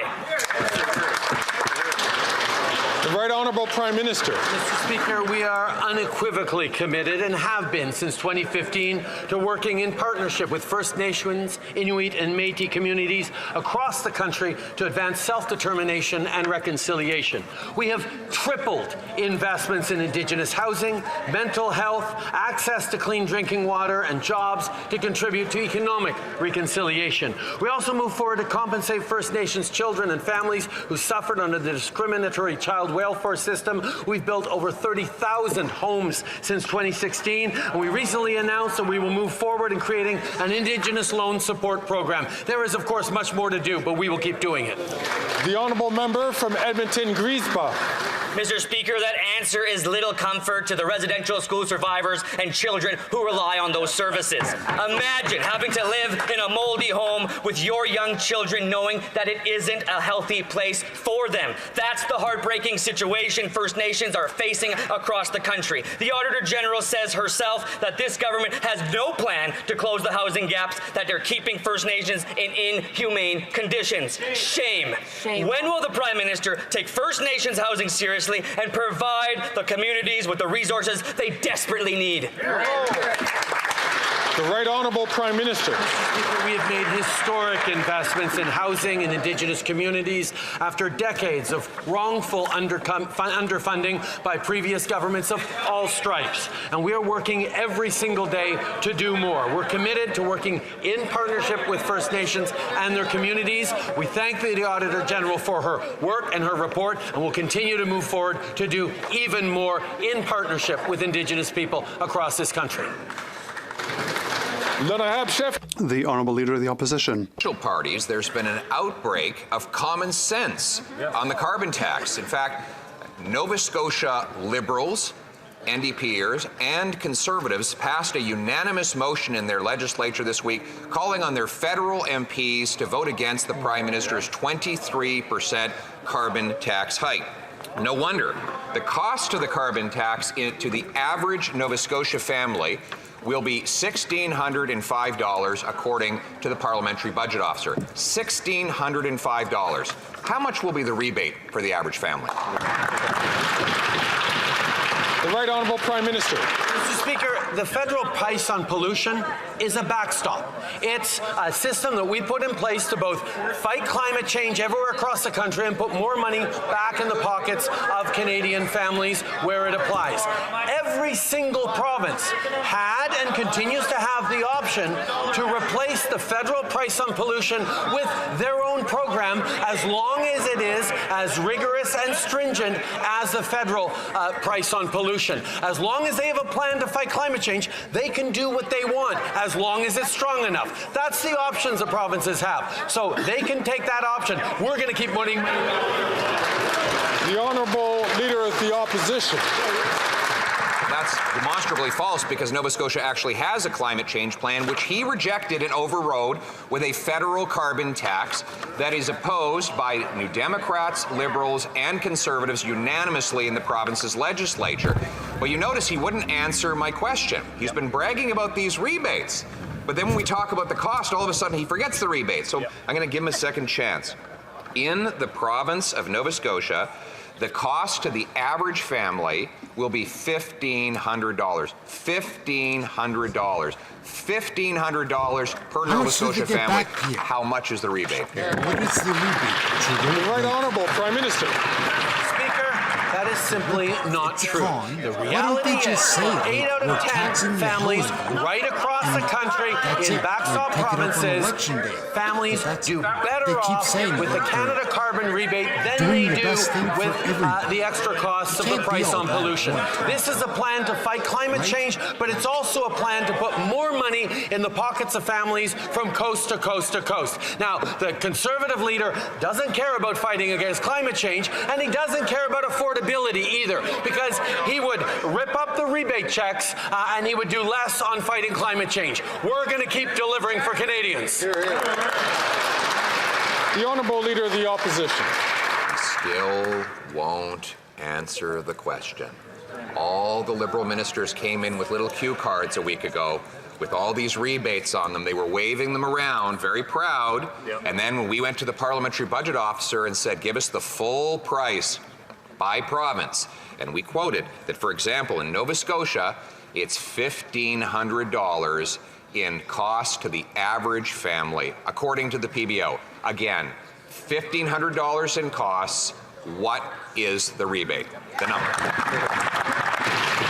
The Right Honourable Prime Minister. Mr. Speaker, we see the lengths to which the Conservative Party will go to mislead Canadians about a plan that fights climate change and puts more money in the pockets out of 8 or 10 Canadian families. The Parliamentary Budget Officer himself admitted and said that you cannot take his words out of context because he did not calculate the costs of inaction on fighting climate change. He did not calculate the competitive advantages of the innovation and the solutions and the economic growth that comes with putting a price on pollution. The Conservative Party are not telling the full story. The Honourable Leader of the Opposition. Mr. Speaker, he did not, the Parliamentary Budget Officer did not include the cost of climate change because the carbon tax doesn't address the cost of climate change. The Parliamentary Budget Officer made clear the carbon tax will do nothing to change the cost of climate change, and that's why the tax costs more for every family in every province. So let's go to Alberta, where the two of the NDP leadership candidates have come out against the carbon tax, and the Prime Minister's only friend in the province, Naheed Nenshi, has gone totally silent. Albertans will pay $2,900 in carbon tax per family. What will be the rebate for them? The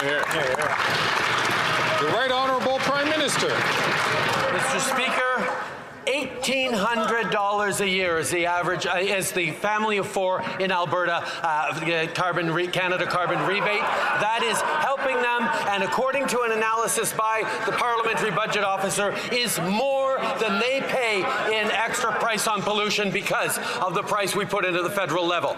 The price on pollution puts more money in the pockets out of 8 of 10 Canadian families and fights climate change while building a stronger, more competitive future. The Conservatives have no plan to fight climate change and no plan to help Canadians with rebate checks. The Honourable Leader of the Opposition. All right, he found his cue card, and he finally talked about the rebate. So he says the average family in Alberta will get $1,800, while they pay $2,943. So in other words, next year alone, after this forthcoming hike, the average Alberta family will pay $1,100 more in carbon taxes than he gives back in his phony checks. Will the Prime Minister tell us if he understands that $2,900 is bigger than $1,800? The Right Honourable Prime Minister. Mr. Speaker, how about a different stat? A stat that the Finance Ministry analyzed. Turns out that for an average income quintile group, the average household of 2.5 Canadians, average net benefit per household in Alberta, $723 a year. Wow. That's $723 in the pockets of the average Albertan family because we put a price on pollution that puts more money back in the pockets out of 8 out of 10 Canadian families. That is what we are doing. That's how we fight climate change.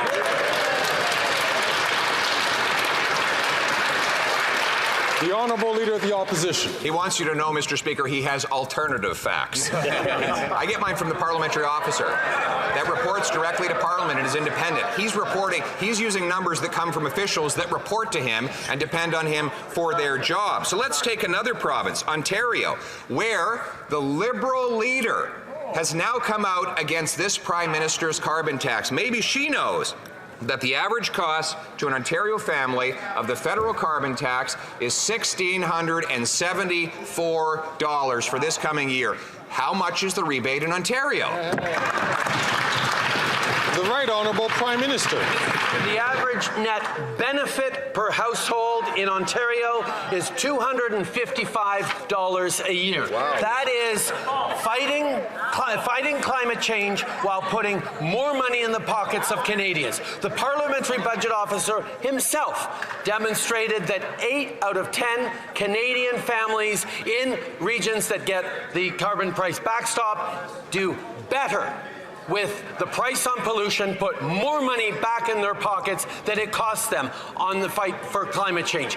This is the plan we're delivering for Canadians. That's the plan he wants to scrap. The Honourable Leader of the Opposition. Now the legislature in Newfoundland and Labrador has acknowledged that this Prime Minister is not worth the cost. After 8 years, they passed a motion supported by the Liberal Premier and personal friend of the Prime Minister to oppose the April 1st tax hike. They must have heard from the Parliamentary Budget Officer that the cost to Newfoundlanders of the carbon tax this year will be $1,874. $1,874 for the average Newfoundland and Labrador family. What will their rebate be? The Right Honourable Prime Minister. Speaker, the average net benefit per household in Newfoundland and Labrador is $303 a year. That's the money that they pocket with our price on pollution and the Canada carbon rebate checks that go into households across the province. The province is open to creating its own price on pollution, its own plan to fight climate change. As long as it's as strong as the federal backstop, they're welcome to do that if they want to do it a different way. But for the meantime, we're going to both fight climate change and deliver more money to the families in Newfoundland and Labrador.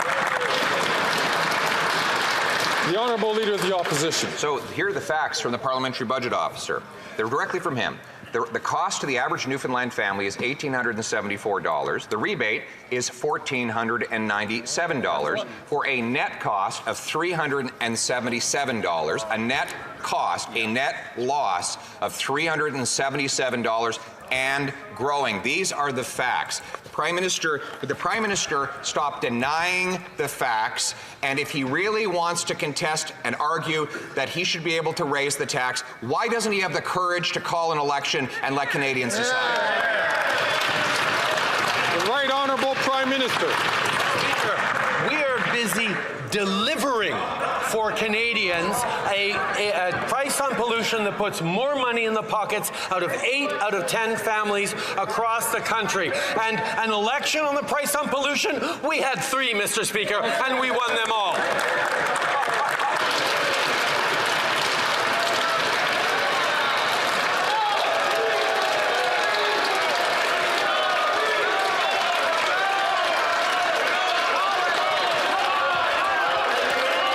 The Honourable Leader of the Opposition. One more. Wow. Then he shouldn't be afraid to have one more.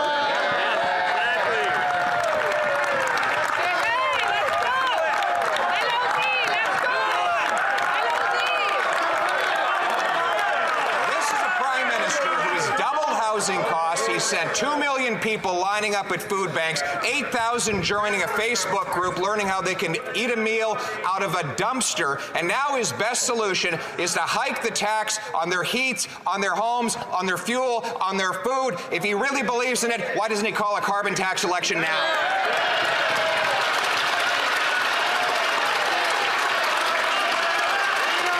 The Right Honourable Prime Minister. Speaker, we've heard time and time again over these past many months the Leader of the Opposition talk about how Canada is broken. Well, Mr. Speaker, we are focused on supporting Canadians with things like childcare and dental care and a plan to fight climate change that puts more money in the pockets out of 8 of 10 Canadian families right across the country. That is the approach that is delivering for Canadians, and we've still got more work to do, and we're going to continue keep doing it to deliver for Canadians every single day we're in this House.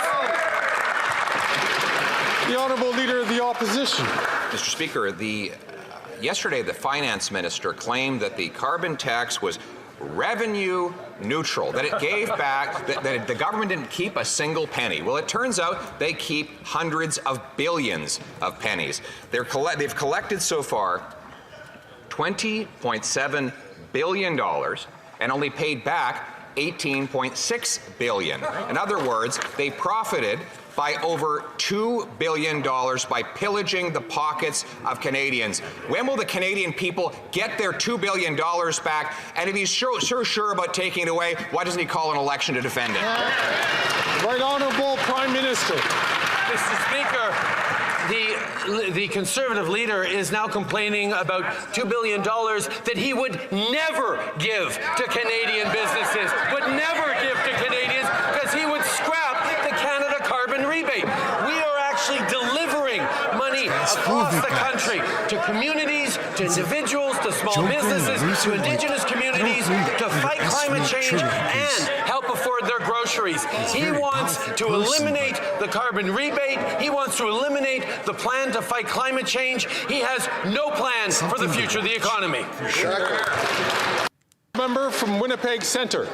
Mr. Speaker, the Liberal government continues to fail women, including care workers in women's shelters. And the cuts to women's shelters have not only impacted women fleeing violence, but also shelter workers who are facing a burnout crisis, consistently overworked and underpaid. 75% of the care economy are women. This is a gender equality issue. Why does the so-called feminist Liberals stop wasting millions on private consultants and invest in fair wages for shelter workers to help save lives? The Right Honourable Prime Minister. Mr. Speaker, we have demonstrated from day one that we are there to work with the provinces to invest in the care economy, whether it's commitments to raise personal support worker wages to $25 an hour, whether it's our historic child care agreements that are creating wage grids for early childhood educators, whether it's moving forward on strengthening support for Indigenous communities and care workers in Indigenous communities and from Indigenous communities. We will continue to be there. We recognize there is more work to do. But we are there to do it hand in hand with the different jurisdictions across the country. The Honourable Member from Vaughan Woodbridge. Feels like he's probably getting better Mr. Speaker, parents in my riding of Vaughan Woodbridge have been talking for years about what a hard time they're having finding daycare spaces for children. And that's why we put forward our early learning and child care bill, which the Conservative Party tried to delay. Can the Prime Minister update the House on the status of this important bill? The Honourable Leader of the Opposition. Prime Minister is not worth the cost to our economy. Real per-person GDP has grown slower in Canada than all the rest of the G7. Dead last. In fact, our per capita GDP is smaller than it was 5 years ago, the worst record since the Great Depression. And the Parliamentary Budget Officer calculates that the carbon tax will blow an $18 billion hole in the size of our GDP, $1,000 in economic cost per family. If he really thinks that's worth the cost, why won't we have a carbon election? The Right Honourable Prime Minister. Speaker, at the same time, our population is growing faster than other countries around the world, if you're going to be telling the full story. The reality is, Mr. Speaker, our price on pollution puts more money in the pockets of 8 out of 10 Canadian families in the backstop provinces. This is a fact recognized by the Parliamentary Budget Officer and recognized by Canadians who see both a real plan to invest in the jobs and careers of the future, the competitiveness that Canada needs, and the fight against climate change to keep us safe while putting more money in the pockets of Canadian families from coast to coast to coast. The Honourable Leader of the Opposition. The government gets bigger, the people get poorer. After 8 years, he's not worth the cost. He's blowing another $18 billion hole in our GDP with this carbon tax, a hole that will mean lower wages and a lower quality of life for the Canadian people. The Prime Minister now wants to quadruple the carbon tax, starting with his April Fool's Day hike. When will he realize that after 8 years of Canadians lining up in food banks and living in tents, he's not worth the cost? The Right Honourable Prime Minister. Mr. Speaker, the price on pollution returns every dollar that it collects to the jurisdictions in which it's collected. That is the fact that built our program, our fight against climate change. The reality is we're creating jobs, we're creating growth, and we're putting more money back in the pockets out of 8 out of 10 Canadian families in backstop provinces. This is the plan that fights climate change, builds a stronger economy, and supports Canadians right now with rebate checks that the Leader of the Opposition would cancel.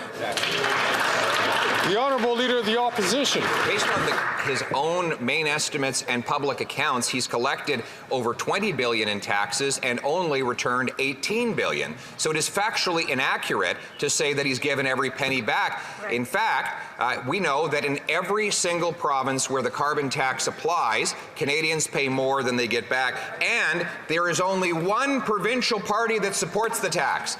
The BC NDP is happily implementing this federally mandated tax grab. Will the Prime Minister today allow British Columbia to cancel the April Fool's Day tax hike? The Right Honourable Prime Minister. Mr. Speaker, in a question and a contrast on facts, the reality is the BC government has had a price on pollution since 2008, and the federal government has no involvement in British Columbia's price on pollution. It is a simple error of fact that the Leader of the Conservative Party is trying to share with this House. He must be mistaken. Maybe it's an honest mistake, but the reality is he is wrong on the fact on that, just like he's wrong on the fact that he doesn't understand that 8 out of 10 Canadian families do better with the price on pollution.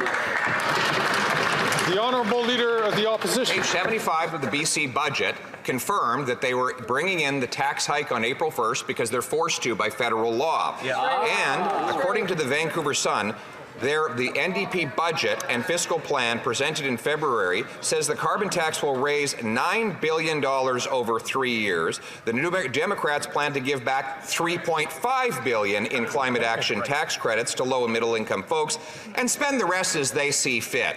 So will the Prime Minister end the carbon tax coalition with his provincial NDP BC counterparts so that British Columbians can get their money back? The Right Honourable Prime Minister. We can think fact that for someone who's been railing against our plan to fight climate change and put more money in people's pockets for months now, he'd actually have done his research to understand how it works. Every single province has the ability to put forward their own plan to fight climate change as long as it is sufficiently rigorous to be fair to the other provinces that are also doing the same. That's what a Canada-wide plan to fight climate change is all about. Yes, the federal backstop gives back more money directly to Canadians in 8 out of 10 cases, but BC and others are free to do their own thing. Province. The Honourable Leader of the Opposition. This Prime Minister's catch and release policies and his mismanagement of our ports. Car thefts have gone up by over 200% in Toronto, 100% in Montreal. There are 12,000 cars stolen in Canada's biggest city every single year. That is one car stolen every 40 minutes. Will the Prime Minister accept my common sense plan to scan every shipping container, reinforce our ports, and put career car thieves behind bars? The Right Honourable Prime Minister. Mr. Speaker, cracking down on auto theft starts with going after organized crime. $121 million for Ontario to crack down on organized crime and car theft, and the Conservative Party voted against it. Public Safety Minister announced $28 million for border services in collaboration with police across the country. And to stop organized crime, we're cracking down on money laundering, something the Conservative Party also voted against. We will take no lessons from the Conservative Party that chose to weaken our borders and pull money back from enforcement services any chance they got while they were in government. They did that. The Honourable Leader of the Opposition. We pulled money back from back office bureaucracy and costly consultants that now chew up the budget. CBSA is now spending $660 million on ArriveCan, while only 5 CBSA officers are monitoring 500,000 shipping containers at the Port of Montreal. Conservatives put more CBSA agents on the front line at the Port of Montreal and across the country. Won't he accept my common sense plan to cut back on the consultants and put boots on the ground?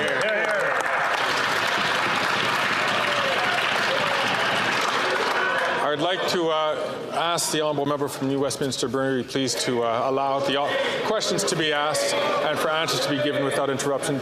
The Right Honourable Prime Minister. The Conservative government in which that leader was a minister cut hundreds, if not thousands, of positions in law enforcement across the country, including CBSA officers. And those back office experts who actually analyzed the bills of lading and the origins to designate and to find out where these auto thefts are happening, which containers have stolen vehicles in them, we're investing in them. We're giving more money so they can do their work.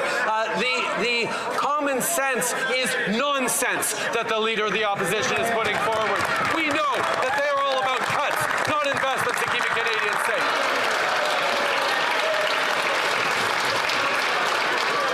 The Honourable Leader of the Opposition. Well, why don't we just look at the CBSA's own numbers on this? In the first year of the Conservative government, there were a total of 12,673 CBSA officers. In the last year, there were 14,113. I know the Prime Minister's not great with numbers, but 14,000 is bigger than 12,000, right?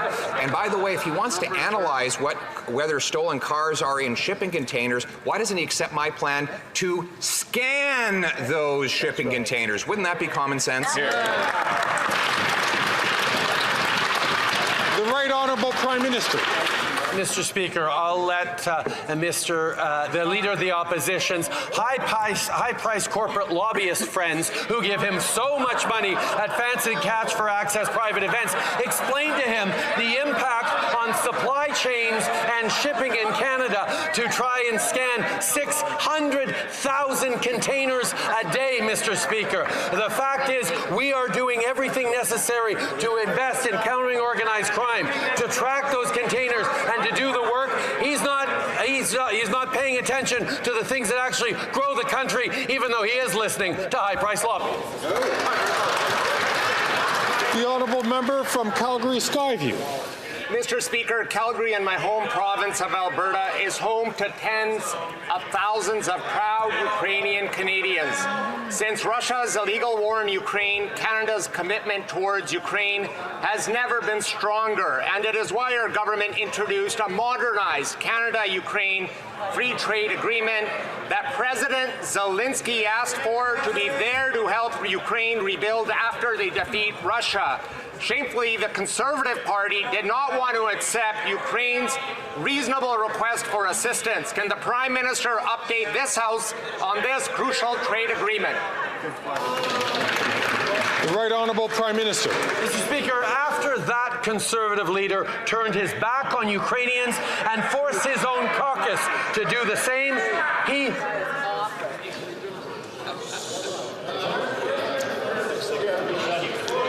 Colleagues, order, please. I'm going to ask the Prime Minister to start from the top. Mr. Speaker, after that Conservative leader turned his back on Ukrainians and forced his own caucus to do the same, he whipped his senators last night to vote against the Canada-Ukraine Free Trade Agreement that Ukraine asked for. Our Liberal caucus, including the member for Skyview, never backed down. Despite the Conservative Party's efforts to derail Ukraine's hopes to rebuilding after they win the war, the Canada-Ukraine Free Trade Agreement received royal assent last night. While Conservative politicians sell out to the Kremlin, we will stand with Ukraine.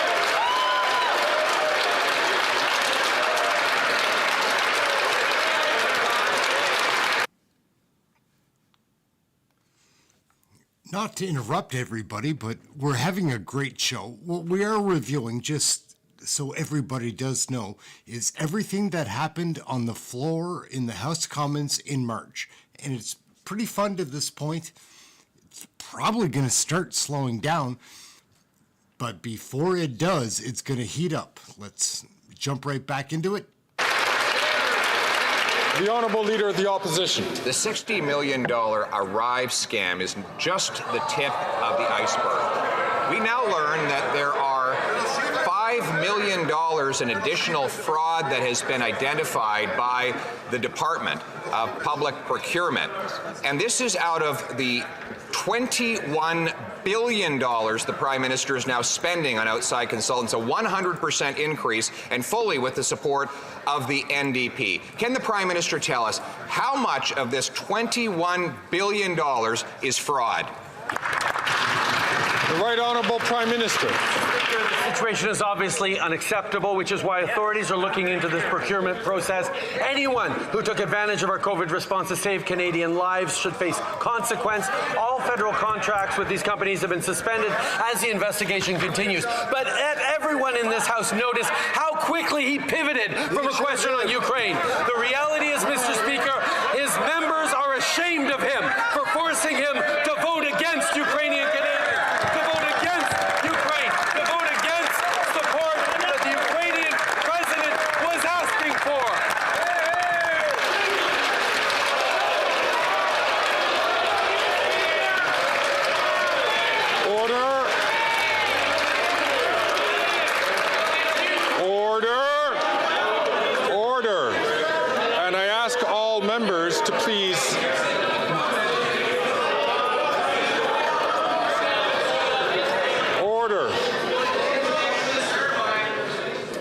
I'd like to remind the Prime Minister, please, to make sure that questions and comments are directed through the chair.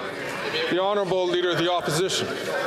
Mr. Speaker, the Prime Minister demonstrates once again he is a fake and he is a phony. Because he is there it is. Fake and there it is. Lights him up, man. Pretty funny. I'm going to remind the Honourable Leader of the Opposition is a very experienced member of Parliament, and I know that he would understand that kind of a statement that directed to an individual would not be considered parliamentary. So I'll ask the Honourable Member to continue with this question. Hello, Eddie Hobbs, how are you? The Prime Minister is a fake and a phony on this issue, just like on everything else. He sends...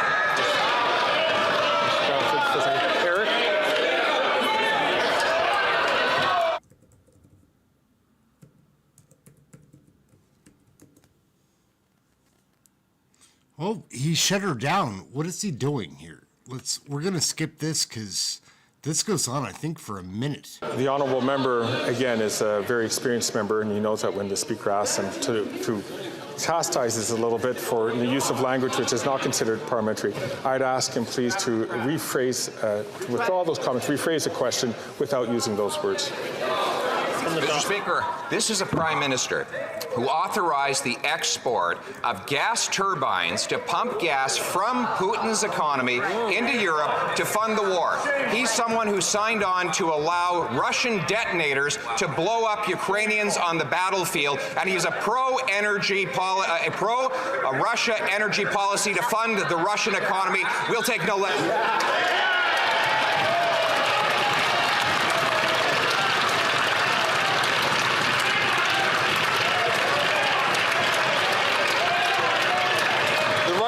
Prime Minister. That is pretty weak sauce from the Leader of the Opposition.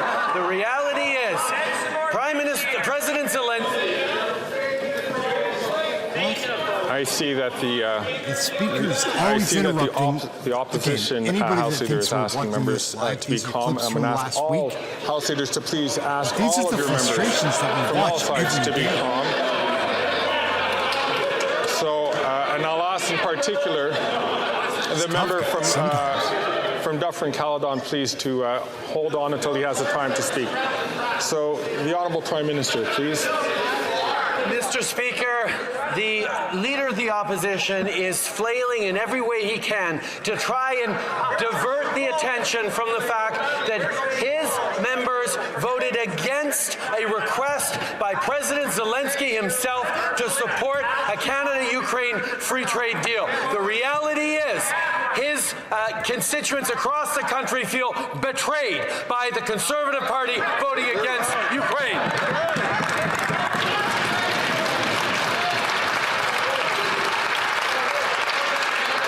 The Honourable Leader of the Opposition. The Ukrainians asked for us to give missiles that Conservatives support to Ukraine, not to give turbines and detonators to Russia, which is what he has done.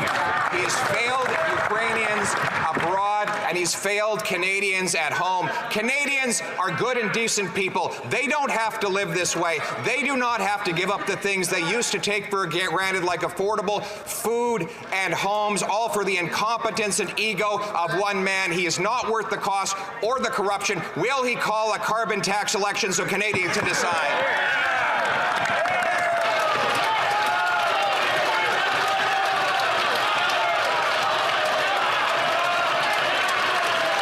The Right Honourable Prime Minister.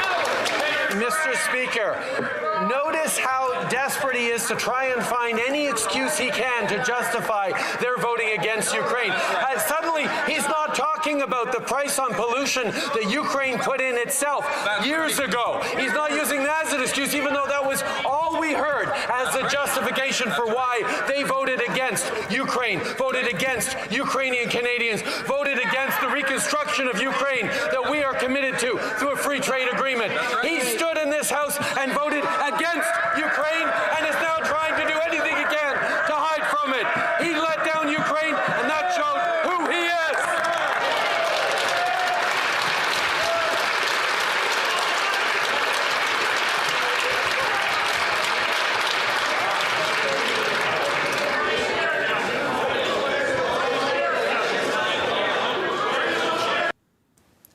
Asking question. Thank you, Mr. Speaker.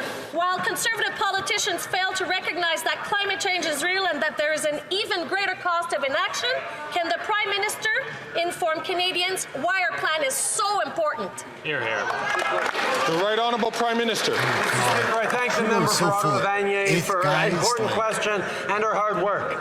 The opposition leader would take away over $1,000 from families in Ontario every year.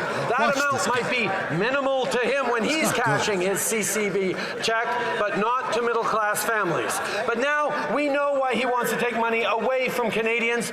He's in the pocket of big business. We learned from media reports that he was partying with oil lobbyists and CEOs at private cash for access fundraisers in Banff just last year. He cares about his wealthy donors getting richer. He doesn't care about Canadians.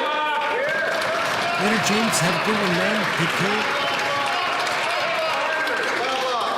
The honourable member from Nanaimo Ladysmith.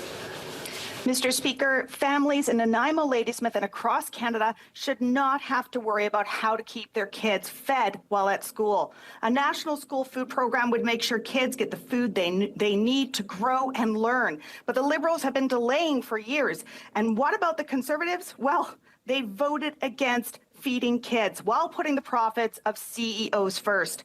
Children should not be left to go hungry. Will the Prime Minister make sure a national school food program is in the spring budget? The Right Honourable Prime Minister. Mr. Speaker, like all members in this House, they're going to have to wait until April 16th to find out what's in our budget. But I can give people a preview right now. There will be support on housing. There will be help on affordability for Canadians. There will be opportunities to invest in growing the economy and creating good jobs for the future while we help Canadians through tough times right now. We are focused on young people. We are focused on seniors. We're going to keep delivering, including by working with provinces on important programs like school food programs. The honourable member from Kitchener Centre. Mr. Speaker, thanks to the powerful advocacy of people with disabilities across the country, every MP in this House supported legislation meant to lift people with disabilities out of poverty. 9 months later, still no commitment from this government to fund what will be called the Canada Disability Benefit. When it came to MAID legislation, this government sure moved fast to make sure people with disabilities could die well. Will the Prime Minister show he's ready to ensure Canadians with disabilities live well by committing to a fully funded benefit by budget 2024? Morris is stumbling and fumbling.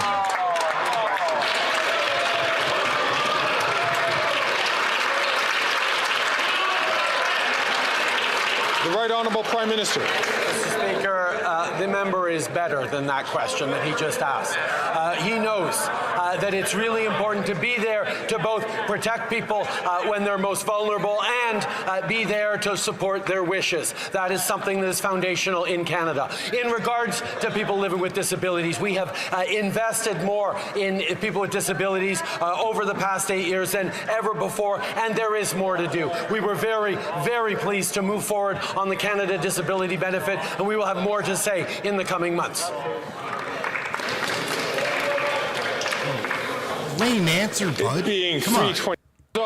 Oral questions. The honourable member from Regina Capel. After 8 years, it's clear this NDP Liberal Prime Minister is not worth the cost. And it's not just grocery prices that have skyrocketed in the last year. It's Jamaican vacations too, Mr. Speaker. The tab for the Prime Minister's trip this year came in at over $230,000, an increase of 42%. And of course, while Canadians have to pay higher prices themselves, he gets to pass his bill on to taxpayers. So now they have to pay the bill for his high carbon hypocrisy and the 23% tax hike that is coming. He's refused to cancel the hike. Will he at least let Canadians decide for themselves and call a carbon tax election?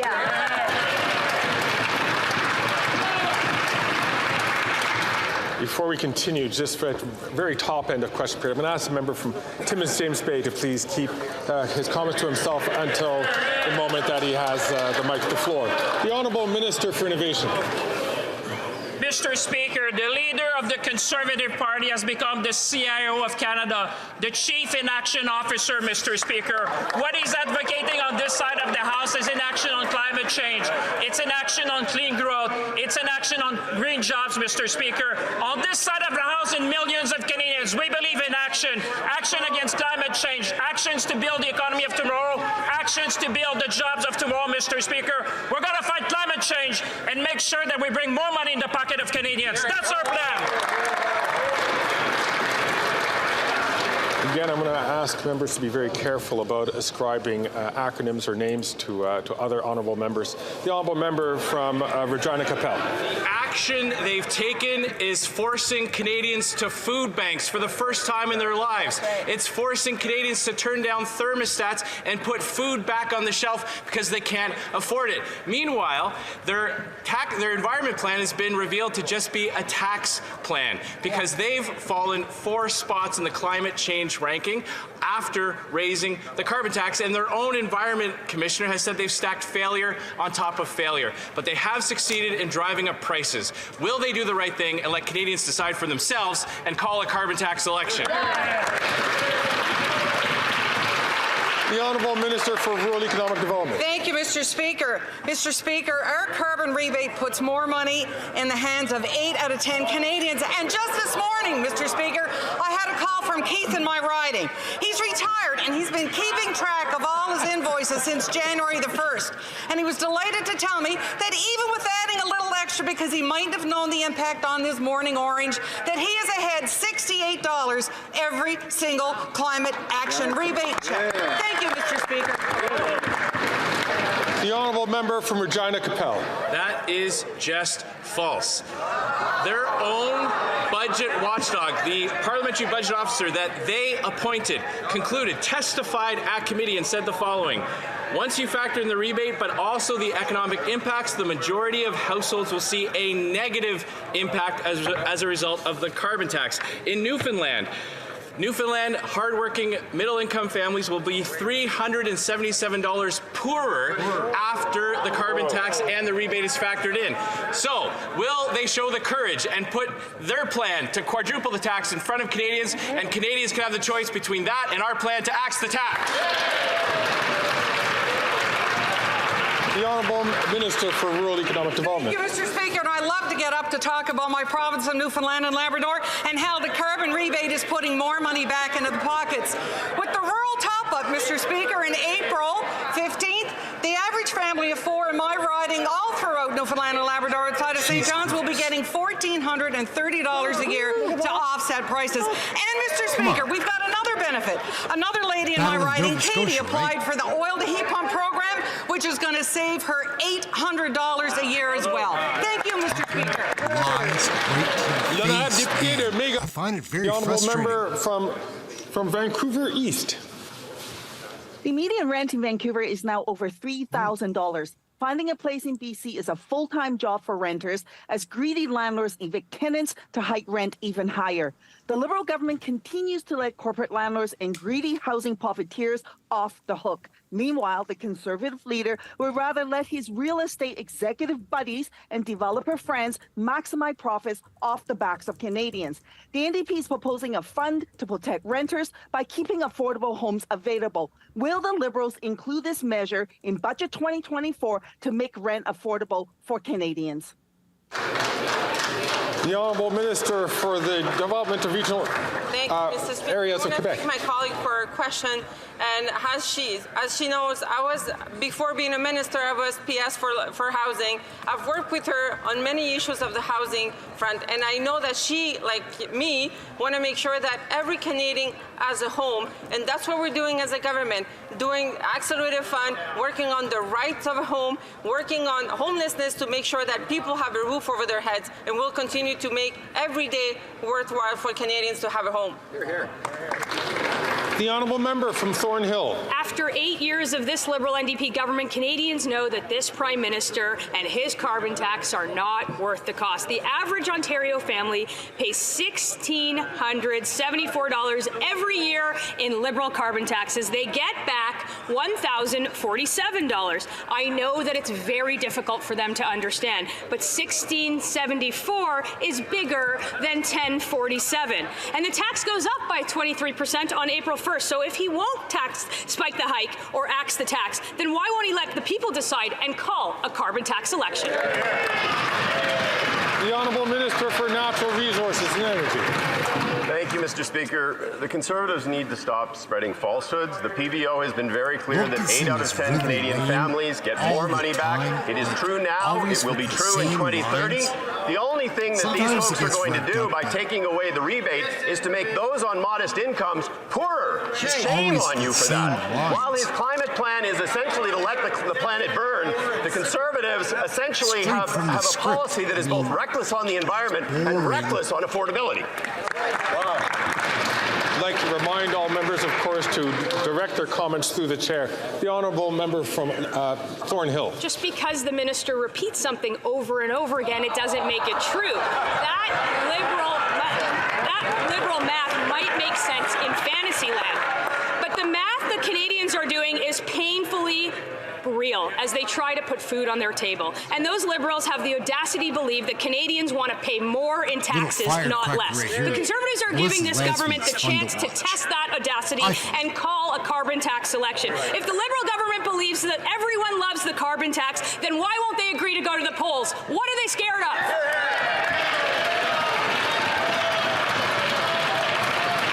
The Honourable Minister for Natural Resources. Once again, Mr. Speaker, I would say the Conservatives need to stop spouting falsehoods. Right. The average net benefit to Canadians in Ontario is $255 a year. In Manitoba, $365 a year. In Alberta, $723 a year. In Saskatchewan, $349 a year. What these folks are going to do is make poor people poorer, and they are going to essentially sacrifice the future of our children going forward. Shame on you! Got revved up there. Shame on you. Shame on you. The honourable member from Lakeland. But no matter what the minister yells and flails about, it's clear that the NDP Liberals are not worth the cost, because after 8 years, Canadians can hardly afford to eat, heat, and house themselves. Near Lakeland, the Cold Lake Food Bank said last year was their busiest ever. Quote, "We gave out over 6,000 hampers throughout the year. So far this year hasn't slowed down." 6,000, by the way, is 40% of the town's population. And 1 million more Canadians will be forced to go to food banks this year over last. But this Prime Minister, he plans to quadruple his carbon tax anyway. So when will the Prime Minister cancel his April cruel day, spike the hike and axe the tax? The Honourable Minister. Mr. Speaker, I will share with you what is cruel. What's cruel is that the Conservatives would cut the carbon rebate, which, Mr. Speaker, is a price on pollution. 8 out of 10 Albertans receive more money from the Canada carbon rebate than they pay at the end of the year. $700 more in the pockets of Albertans. What do Conservatives want to do? Cut. What will we do as Liberals? We will defend the planet. We will make sure there are good jobs, and we'll make sure that life is more affordable for Albertans and all Canadians. The honourable member from Lakeland. Except the Liberals' schemes and spin jobs can't cover up the cruel fact that the cost of everything is up, and so are emissions, because the carbon tax is a cash grab and not an environmental plan. But the Parliamentary Budget Officer, he tells the truth. Unlike them, like most Canadians, Albertans will pay almost $1,000 more this year than they get back in fake rebates. So today, Conservatives will vote non-confidence in the costly coalition to axe the tax, build the homes, fix the budget, and stop the crime. But will this Prime Minister finally listen to the majority of Canadians and premiers, spike the hike today, or call carbon tax election so Canadians can decide and axe it themselves? The Honourable Minister. Mr. Speaker, once again, page 6 of the PBO report indicates that at the end of the year, Albertans are $700 better off thanks to a very real Canada carbon rebate. Mr. Speaker, in my riding of Edmonton Centre, well over 69% of residents want this government to fight climate change. We couldn't breathe the smoke in the air on September long weekend or May long weekend. These guys want to let the planet burn. We're going to defend the planet, put more money in the pockets of Albertans. They can do what they want to do. We're going to defend Canadians and make sure there's a planet for our kids and our grandkids.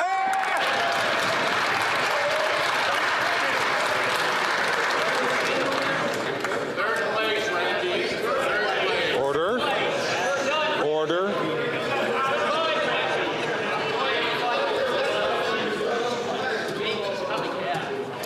The honourable member from Dufferin-Caledon. This is how desperate and pathetic this Liberal government is, and the ministers that repeat these talking points, they quote a 2-year-old PBO report. 2 years old. The PBO was just at committee 2 weeks ago and debunked everything they have to say because the carbon tax costs Canadians, and we know it. In Orangeville, my hometown, They are now predicting in a few years 5,000 to 6,000 residents will go to the food bank every month in a town of 27,000 people. This is the Liberal carbon tax. Will they spike the hike, axe the tax, or call a carbon tax election?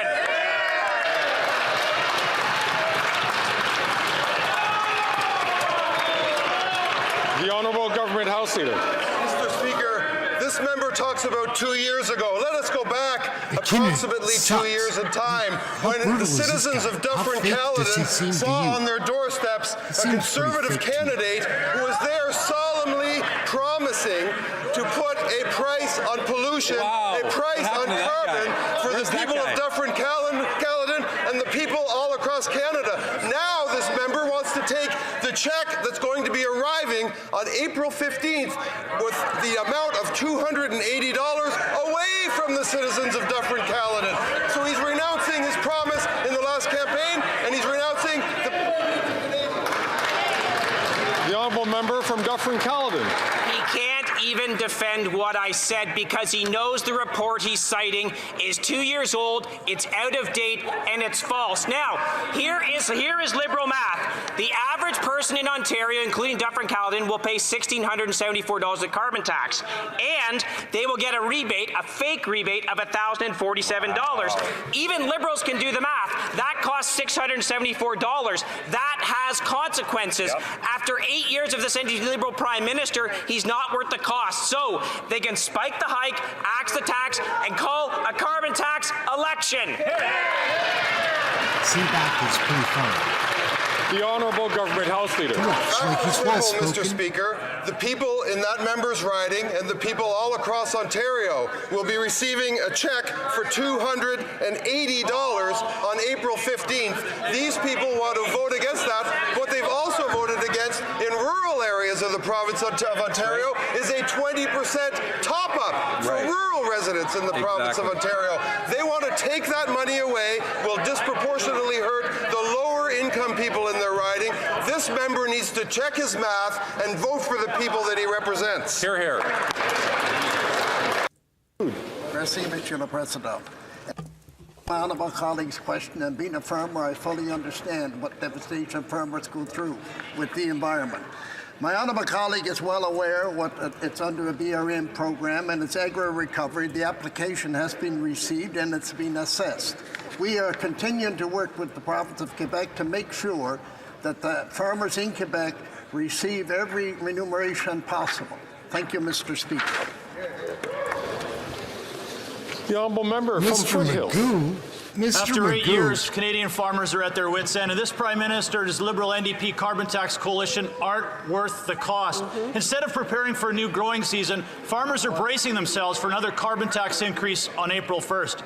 The Agriculture Carbon Alliance surveyed 50 farms and found out they were paying more than $320,000 a month in carbon taxes. That's just 50 farms. There are almost 200,000 farms in Canada, and the punishment is going to get that much worse when the Prime Minister increases his carbon tax 23% on April 1st. Will the Prime Minister give farmers a voice and allow a carbon tax election? The Honourable Minister for Agriculture and Agri-Food. Mr. Speaker, I appreciate my honourable colleague's question. I believe he and I both canvassed the last election indicating we were going to put a price on pollution. We did put a price on pollution. We also put in place a Canada carbon rebate. Come on, Mr. Mr. Honourable McGee, colleague is well aware 8 out of 10 people in the country receive more than they pay. And in fact, in Alberta, they receive an average family receives $450 quarterly. The question is, why does my honourable colleague and the Conservative Party of Canada want to take $450 every quarterly out of the pick on the elderly, but there is a time and a place. The honourable member from Foothills. Well, I think the minister should talk to his own constituents in Prince Edward Island who are paying $1,600 a year in carbon taxes and getting about $1,000 back in the rebate, meaning it is costing islanders $600 a year in the carbon tax. And that has consequences. Higher carbon taxes are driving Canadians to food banks in unprecedented numbers. As a matter of fact, in his province, the corner food bank is struggling just to keep its doors open as demand for increase gone 70%. 5,500 families it's serving. Will the minister support a carbon tax election and give his islanders a voice? The The Honourable Minister for Agriculture and Agri-Food. My constituents in Prince Edward Island are fully aware that I told them that we would put a price on pollution. And we also indicated we'd put the Canada carbon rebate in place. In fact, my constituents receive $220 every quarterly, and that money is in their pockets. What I cannot understand is why my honourable colleague wants to take that money out of their pockets. Farmers understand there's a problem with the environment. They also understand we have a program in place to address the environment. We have and will continue to do that, Mr. Speaker. The Honourable Minister for the Environment and Climate Change.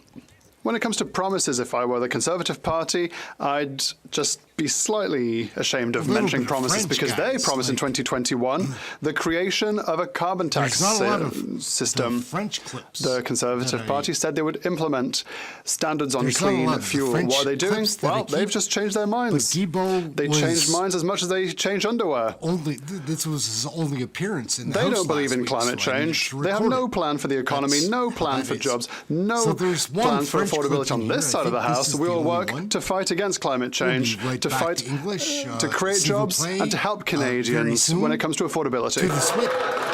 The Honourable Member from Victoria. Mr. Speaker, you know what's unfair? Canadians are doing everything right, but still struggling to keep up with costs. Meanwhile, big oil and gas CEOs are raking in billions while not paying their fair share. And it's because the Liberals refuse to stand up to their friends in oil and gas, while the lobbyists in the Conservative Party fight to get rich CEOs even more handouts. A windfall tax on the richest oil and gas corporations would bring in $4.2 billion to put back into Canadians' pockets. Why won't the Liberals do it? The Honourable Minister for Natural Resources. Thank you, Mr. Speaker. It is extremely important that all sectors of the economy pay their fair share. It is extremely important that all sectors of the economy make their contribution to the fight against climate change. We certainly are working very closely with the oil and gas sector, as we are with other sectors of the economy, to ensure very much that they do so. We need to see more progress moving forward. As I have been very clear, it is important that we see reductions in absolute emissions as we move forward, and I'm sure that we are going to see that. We are certainly going to continue to push the sector to accomplish that. The Honourable Member from London Fanshawe. Military civilian workers who support our troops on Canadian military bases are still on strike. They can't get a fair deal. And why? Because the employer is allowing scab workers to replace them. This is shameful. Liberals tell workers they're for anti-scab legislation, and then they look away when scabs are brought in to prevent base workers from fighting for better wages. The Liberals can't have it both ways. Will they stand up for striking civilian military workers, or will they keep turning a blind eye to these unfair labor practices? The Honourable Minister for National Defence. I want to thank the member for the important question. Canadian Forces Morale and Welfare Services is a trusted partner in the defence enterprise. They provide important services to our members. We've met with both parties, and we are encouraging them to meet again at the bargaining table. CFMWS will continue to work with union representatives to reach agreements and to minimize impacts to CAF members. CAF members and their families are our top priority, and providing the supports that they require remains our priority. Thanks. The Honourable Member from Waterloo. Mr. Speaker, over the past few years, we have made considerable progress in modernizing the military justice system and advancing culture change to support victims and survivors in the Canadian Armed Forces. There remains a lot of work to do, primarily because of the inaction of the previous Conservative government. In her report, Justice Arbor recommends a transfer of all criminal code sexual offences to civilian jurisdiction. This approach would be suitable to constituents within the riding of Waterloo should it be done with the resources to ensure justice for the people involved. Will the Minister of National Defence update this House on the progress we are making to advance culture change? Minister of National Defence. Thank you very much, Mr. Speaker. I want to thank the member for Waterloo for her question, and I couldn't agree with her more. Creating meaningful and lasting cultural change for the Canadian Armed Forces is imperative. I'm pleased to share that this morning I had the opportunity to table Bill C-66, the Military Justice Modernization Act. This legislation, Mr. Speaker, will address 9 of the recommendations from Justice Arbor and Justice Fisher's reports. It will uphold our government's commitment to building a more inclusive, respectful, and professional Canadian Armed Forces. And Mr. Speaker, for every member of the Canadian Armed Forces, I want want to advise that we have heard you. We have heard you clearly, and we will do whatever is required to provide you with a safe and inclusive workplace. The honourable member from Chilliwack Hope.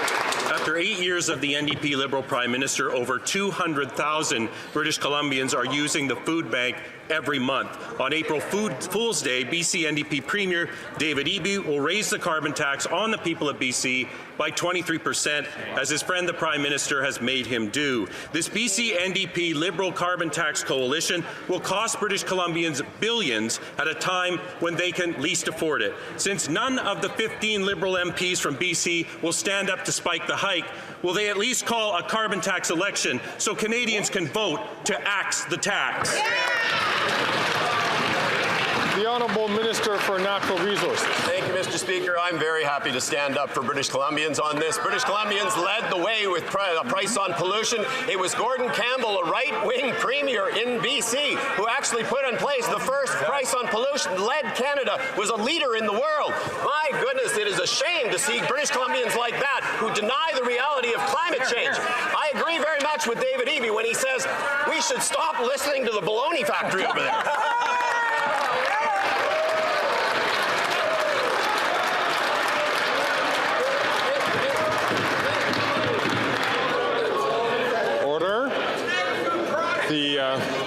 The Speaker would like to hear the question from the member from Chilliwack Hope and the response that will be offered in answer to that. The Honourable Member.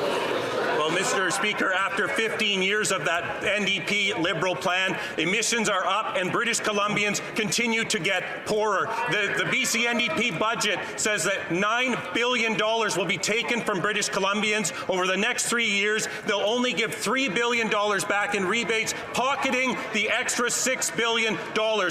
This carbon tax coalition is making the most expensive place in the country more expensive to live by jacking up the price of gas, groceries, and home heating. So why don't they give Canadians a voice and allow us to vote to spike the carbon tax?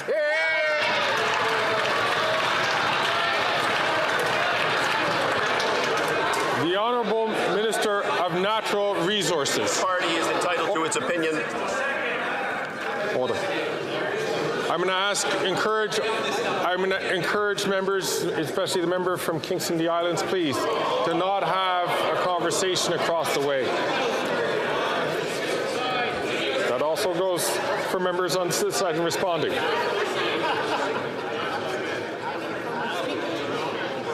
The Honourable Minister for Natural Resources. Thank you, Mr. Speaker. As I say, the Conservative Party is certainly entitled to its own opinions, but it is not entitled to its own facts. Emissions are down. Canada is growing a clean growth economy for the future. I was in Germany earlier this week, and the German government told me that Canada is a model for the world in the fight against climate change and the work to address the issue that is an existential threat and to grow a clean economy. We signed an agreement on hydrogen that is going to create jobs and economic opportunity in Atlantic Canada because we believe in climate change. We are fighting climate change, and those climate deniers on the other side of the house should be ashamed of themselves.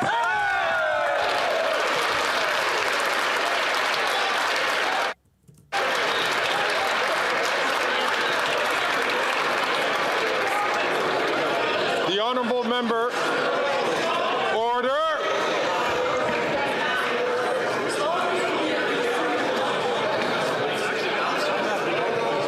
Order. The Honourable Member from South Shore, St. Margaret's. These Liberals think Canadians have never had it so good, but after 8 years, the NDP Liberals, Melody from Nova Scotia, is losing hope. Because the 23% increase in the carbon tax that's happening on April 1st will put the cost of everything up. Melanie had to sell her dream home because Liberals forced her to choose between food, heating, and having a mortgage. To help Melody, the Liberal leader in Nova Scotia has now joined in the fight against the carbon tax. So for the sake of Melody, if Liberals won't axe the tax, will they at least spike the hike?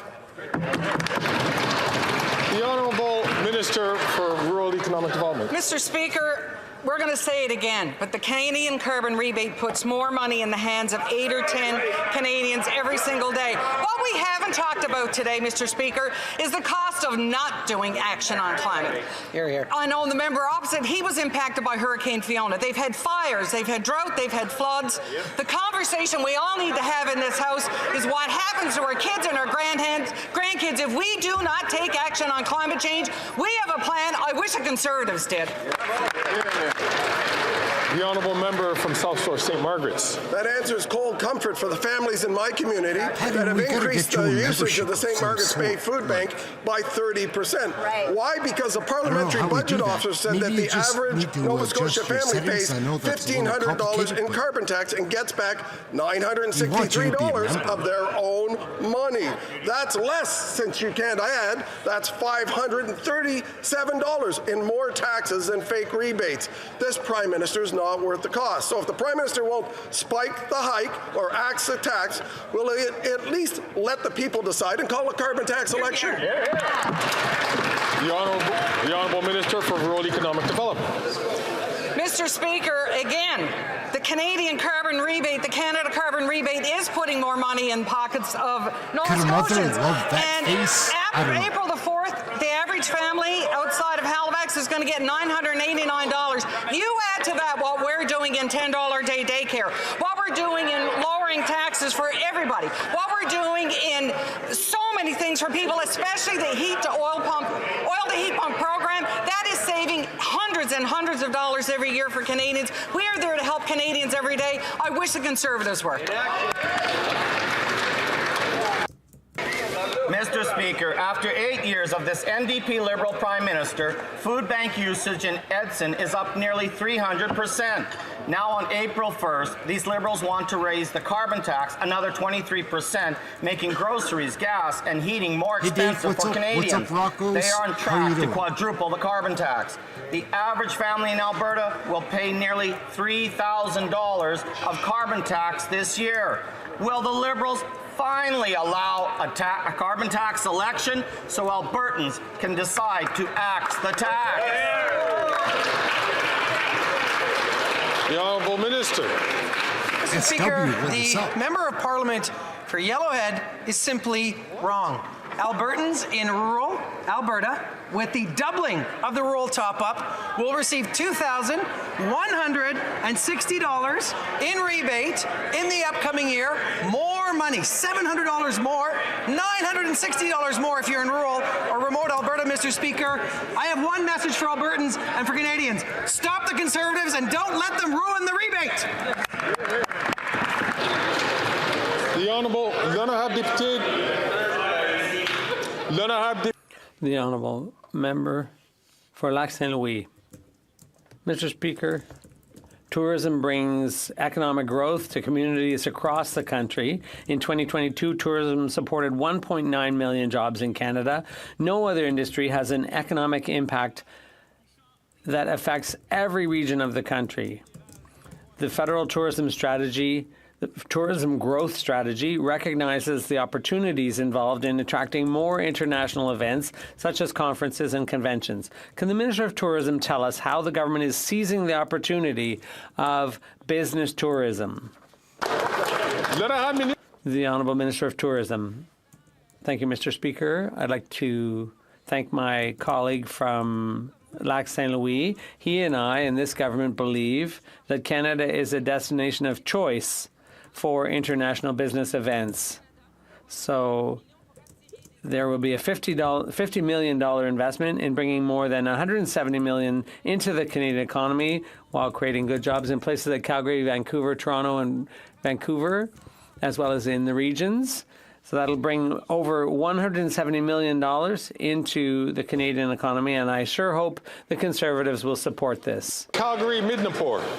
After 8 years years, scandal runs rampant in the Liberal NDP government. We all know about ArriveCan, and now we know about another $5 million in fraudulent billing. To make matters worse, the billing is across 36 departments and dates back to 2018, pre-pandemic. This is only the first wave of even more fraudulent billing cases. This Prime Minister is not worth the cost. So can the Minister answer one simple question? How many millions of dollars in fraudulent billing did ArriveCan cost Canadians? The Honourable Minister for Public Works. Thank you, Mr. Speaker. As a member said, or didn't say, fraudulent billing is totally unacceptable, and that's why it was so important yesterday to release the information that, thanks to better data since pandemic, thanks to better ability to analyze and use those data, we're now able to proceed much more quickly and much more efficiently towards identifying and prosecuting cases of fraudulent overbilling in Canada in 2024. Hear, hear. L'honorable député de Charles, the Minister for Patrimoine Canadien. I thank my colleague for his question and advocacy. We all have a role to play to advance reconciliation, and this includes cultural reconciliation. Since we supported its creation in 2017, the Indigenous Screen Office has played a pivotal role in revitalizing Indigenous cultures and bringing Indigenous stories to our screens. Last week, I was proud to announce that we made this funding permanent, providing it with $65 million over 5 years and $13 million ongoing. This funding will support and promote the work of Indigenous creators to share their rich and diverse cultures and languages for years to come. Hear, hear. The Honourable Member from Esquimalt Saanich. Mr. Speaker, there's panic amongst community-based health prevention groups who are working to limit the spread of HIV in Canada. On March 31st, the Liberals are letting funding for HIV self-testing kits run out. Self-test kits have quickly become a vital tool in limiting new infections and moving toward the eradication of HIV/AIDS. We know community-based distribution of test kits works. Frontline workers were hoping to see the funding double rather than end. Will the Minister today commit to providing the funding needed to help eliminate HIV? The Honourable Parliamentary Secretary to the Minister of Health. Thank you very much, Speaker. And I want to thank the member opposite for the question and his advocacy on eradicating HIV/AIDS from our communities. And we know that a lot of work has been done to find solutions and to provide care for HIV/AIDS, and our government remains committed to supporting all those endeavors, and the best way to do it is by working with communities. We'll continue to support them. I look forward to continue working with the member so that support is always available for people living with HIV and AIDS. Thank you. The Honourable Member from Saanich Gulf Islands. Mr. Speaker, the so-called climate debate taking place in this place is the worst of all worlds. It's unserious and profoundly unfunny. It is a grotesque display of ignorance of the science and rejection of the solutions that are desperately needed. Our children and grandchildren will not forgive us for this display, but we still have a chance. Will this government commit that when we come back after Easter, we convene as a committee of the whole, bring scientific experts to this place to educate all members, take questions, and focus on facts?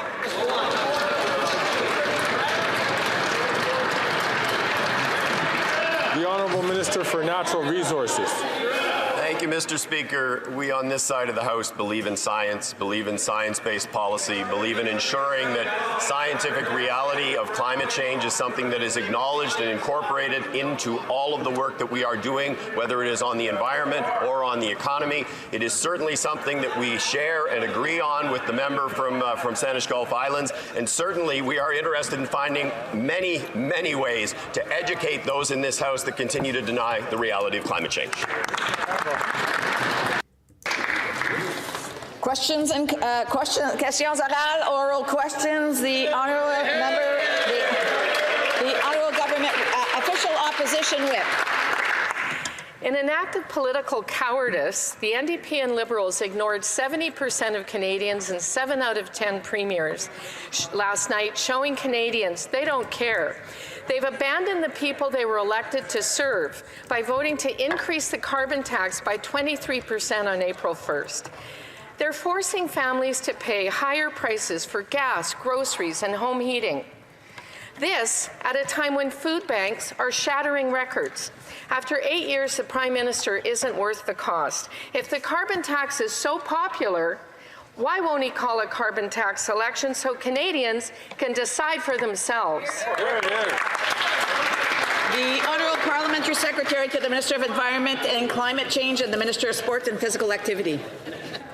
Thank you, Madam Speaker. The Canada Carbon Rebate is possible because we put a price on pollution, and that's what's driving down the emissions in Canada, Madam Speaker. Carbon pricing is working in Canada. It is driving down our emissions, and we're doing that while sending more money back to 8 out of 10 Canadian families with the Canada Carbon Rebate, Madam Speaker. But the Conservatives want to ruin the rebate. They don't want any money to go back to Canadian families. It's very clear who they work for. It's not Canadians, it's big oil and gas. Conservative hypocrisy at its finest, Madam Speaker. Honourable Official Opposition Whip. Well, this government is flailing, and their climate record is failing. In BC, the federally mandated carbon tax will raise $9 billion over 3 years and credit back only $3.5 billion. I know that NDP Liberal math is hard to understand, but that is a $5.5 billion net cost to British Columbians. 70% of Canadians and 7 out of 10 premiers agree. When will the Prime Minister finally admit his carbon tax is just like him, not worth the cost, and let Canadians vote to axe the tax? The Honourable Parliamentary Secretary. Thank you, Madam Speaker. I find it shameful that the Conservatives continue to use the affordability crisis and Canadians who are experiencing difficulty financially at home as a wedge against climate policy, Madam Speaker. There simply is not one economist in Canada who has claimed or suggested that pricing carbon is what's driving inflation. In fact, Madam Speaker, over the last couple of years, as the price of pollution has gone up, so have the rebates, and inflation has come down. That's a negative relationship, Madam Speaker. The Canada Carbon Rebate is sending more money back to 8 out of 10 Canadian families. We're addressing climate change and the affordability crisis. The Honourable Official Opposition Whip. Madam Speaker, what is shameful is that last year alone, this government paid consultants $21 billion, and now the RCMP is investigating them all again. Conservatives voted non-confidence and called for a carbon tax election so that British Columbians could axe the tax. The NDP leader and his member from South Okanagan, West Kootenay, voted to hike the carbon tax and keep this Prime Minister. Over 200,000 people in BC are using the food bank every month. Families are struggling, and the NDP leader and his 12 BC members are all hell-bent on hiking the tax. If he's so confident... The Honourable Parliamentary Secretary. Interesting that while Conservatives pretend to care about Canadians, we are actually working to implement legislation and procedures to bring down prices like food, grocery prices, internet fees. And Madam Speaker, all while we're working hard for Canadians, you know what conservative lobbyists are doing? They're creating fake, secret lobbying companies to lobby the government while hiding from Canadians that it's the same chief advisors. And what did they lobby for, Madam Speaker? Higher internet costs. The Conservatives should come clean about who they're standing up for. The Honourable Deputy Opposition House Leader. Burnaby. Corporate greed is rampant at Bell Canada, and the Liberals are pouring money at Bell with no strings attached. Despite massive profits of over $2 billion, Bell keeps slashing jobs in journalism, hurting democracy, and abandoning workers. Bell's CEO slashed 6,000 jobs in the last 8 months and won't even show up to committee to be held accountable to Canadians who subsidize his profits. So when will the Liberals finally stand up for Canadians, rein in corporate greed, and protect journalism jobs in Canada? The Honourable Parliamentary Secretary to the Minister of Innovation, Science and Industry. Madam Speaker, thank you for the question from the honourable member. First off, I want to say our thoughts are with all the employees and their families who are affected by this difficult news. It's a competitive industry landscape, and companies must continually invest and adapt. That being said, let's not forget, this company has made over $2 billion in profits and is now cutting thousands of jobs. Clearly, some choices have been made, and our government will stand up to protect workers' rights, and we've shown that through various pieces of legislation in this House, and we'll always do that, Madam Speaker. Hear, hear. Member Cowichan, Malahat Langford. Madam Speaker, as Canadians observe Ramadan and Easter this month, many are scrambling to put food on the table. Organizations like Feed Ottawa are working hard to make sure no one is left behind, but it shouldn't be up to them alone. The Conservatives refused to help when they voted against a school food program to feed kids, and the Liberals are way too busy protecting the profits of grocer CEOs. The NDP has been pushing for a national school food program to ensure no child goes hungry. Will the Liberals include it in the upcoming budget? Honourable Parliamentary Secretary to the Minister of Housing, Infrastructure and Communities. Thank you, Madam Speaker. The idea is not without merit, and I thank the honourable colleague for raising it here today. What we do focus on, I'm not going to talk about what could or what may or may not be in the budget, but what we do focus on is the well-being of Canadian families. What have we seen in recent years? A massive decline in poverty throughout the country, and in particular, child poverty.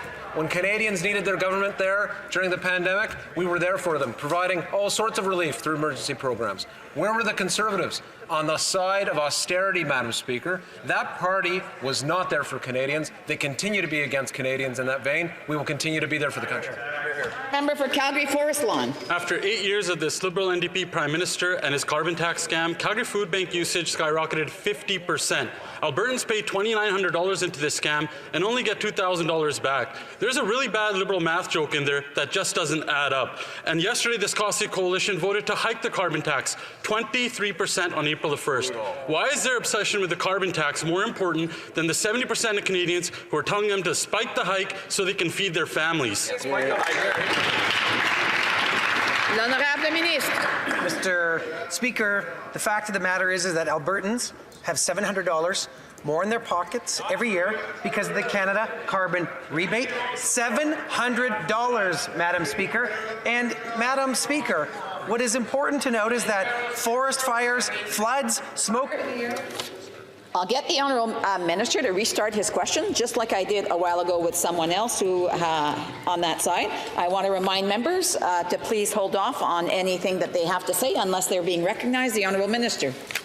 Madam Speaker, the truth of the matter is that Albertans get $700 a year more through the Canada carbon rebate. It's one of the highest amounts that anybody in the country gets back. Madam Speaker, Albertans want us to fight climate change. It's exactly what we're doing. We had forest fires, we've had floods, we've had wildfires. Madam Speaker, our residents of Alberta want us to fight climate change. What they don't want is the Conservatives to ruin the rebate. For Calgary Forest Lawn. That minister from Alberta should be ashamed of himself. He's constantly ramming this Prime Minister's woke ideology down the throats of Albertans when he should be the voice of Alberta at the cabinet table. Why doesn't he stand with the majority of Albertans that say axe a tax and scrap this scam instead of standing with this corrupt Prime Minister? Just a simple question for him. Does he have his job references lined up? Because after the next election, him and this carbon tax scam will be gone.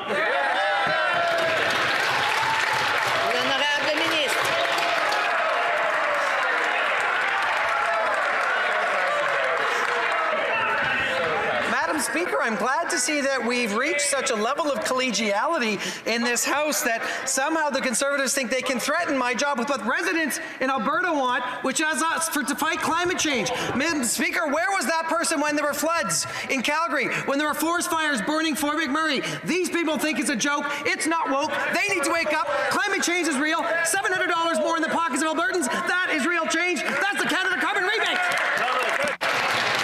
The honourable member Barrie Springwater Oromadonte. Speaker, yesterday the NDP Liberal government voted to increase the carbon tax by 23%, making the cost of gas, groceries, and home heating more expensive. Good Lord. In my community in January alone, the Barrie Food Bank saw over 7,000 individuals in need of food assistance, and they provided 540 emergency food hampers for individuals experiencing homelessness.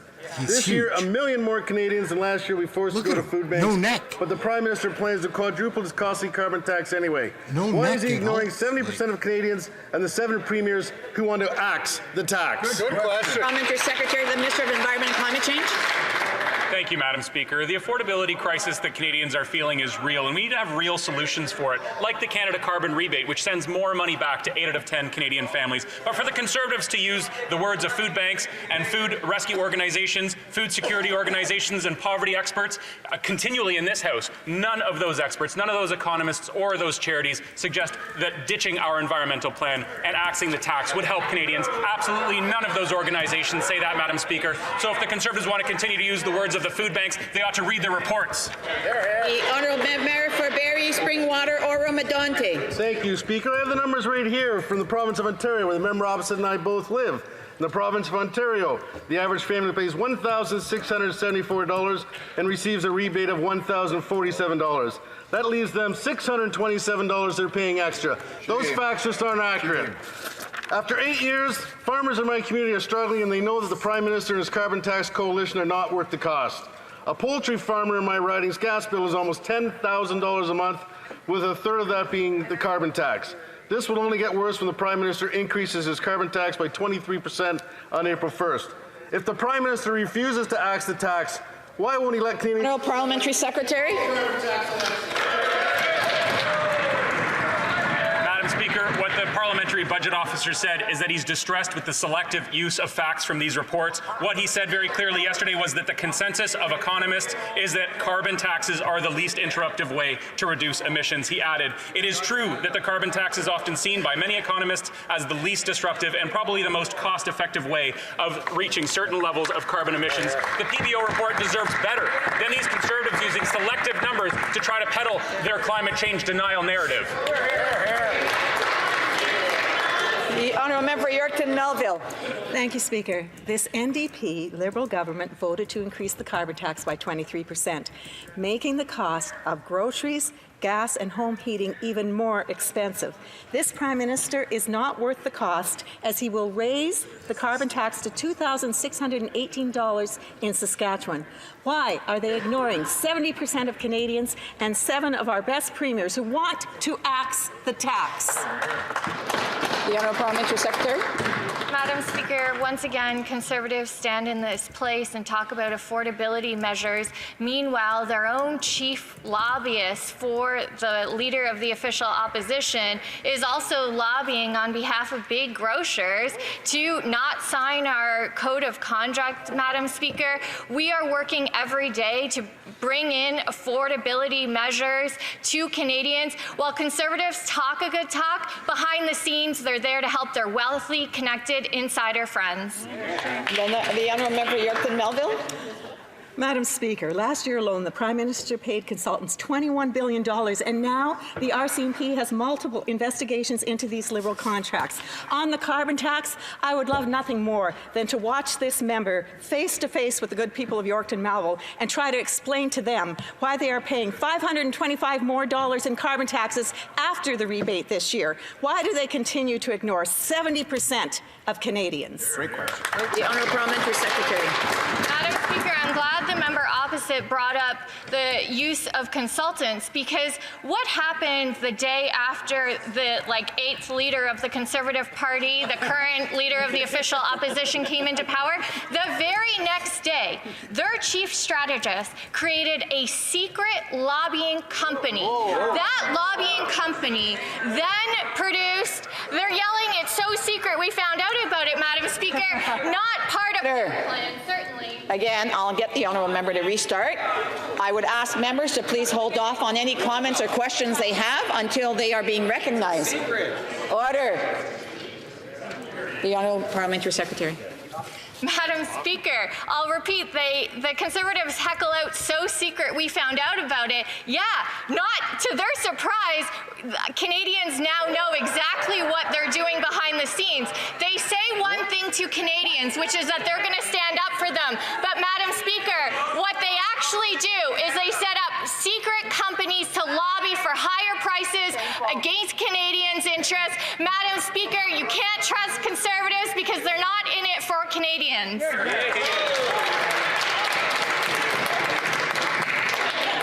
L'honorable député de Pierre Boucher. The honourable member for Pierre Boucher, Les Patriotes. NDP Liberal government is about to raise the carbon tax by 23% on gas, groceries and home heating, proving that after 8 years, this Prime Minister is not worth the cost. Per capita GDP is falling and prices are rising. That means Canadians are getting poorer while life gets more expensive. Only Conservatives have the courage to face Canadians in a carbon tax election. But if they won't call an election, will they at least listen to 7 premiers and 70% of Canadians and axe the tax? Parliamentary Secretary, the Minister of Environment and Climate Change.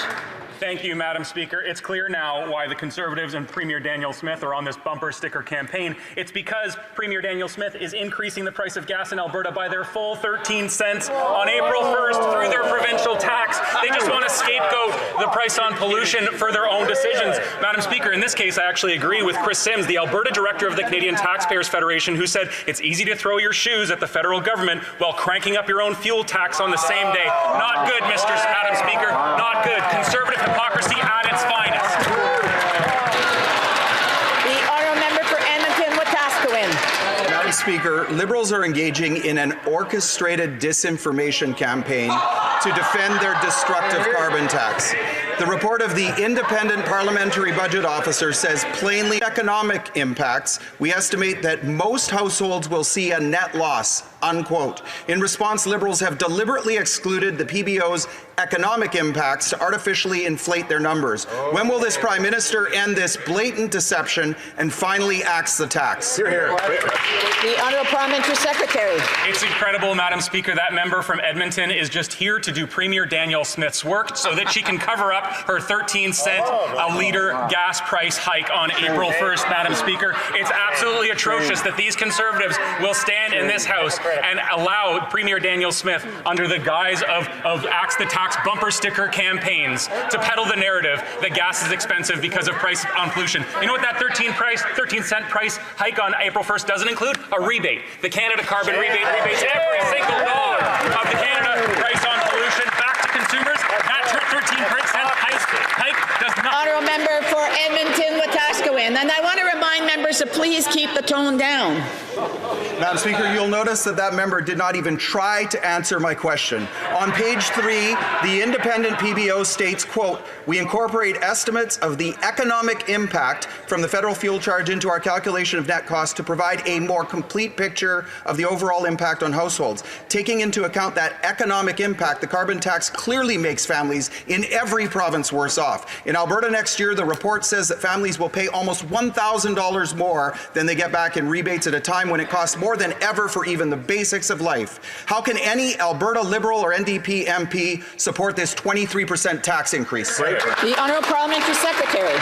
Madam Speaker, what the PBO and the Auditor General said very clearly is that they're distressed with the selective use of facts from that report, Madam Speaker. And what they also said is that the economic cost is important to look at because there is a price to climate change. Climate change cost the Canadian economy over $2 billion last year, and it's likely that it's going to cost more this year because of wildfires adjacent to that member's riding. Madam Speaker, it's atrocious that the Conservatives stand in this House and misuse the Parliamentary Budget Officer's report. What he said very clearly is the consensus of economists is that carbon taxes are the least interruptive way to reduce emissions, and that rebate sends 8 out of 10 families more money. The honourable member for Beauce and those working hard to join it. People are worried. They will bear the brunt of the climate crisis. They deserve more of a say when it comes to tackling the climate emergency.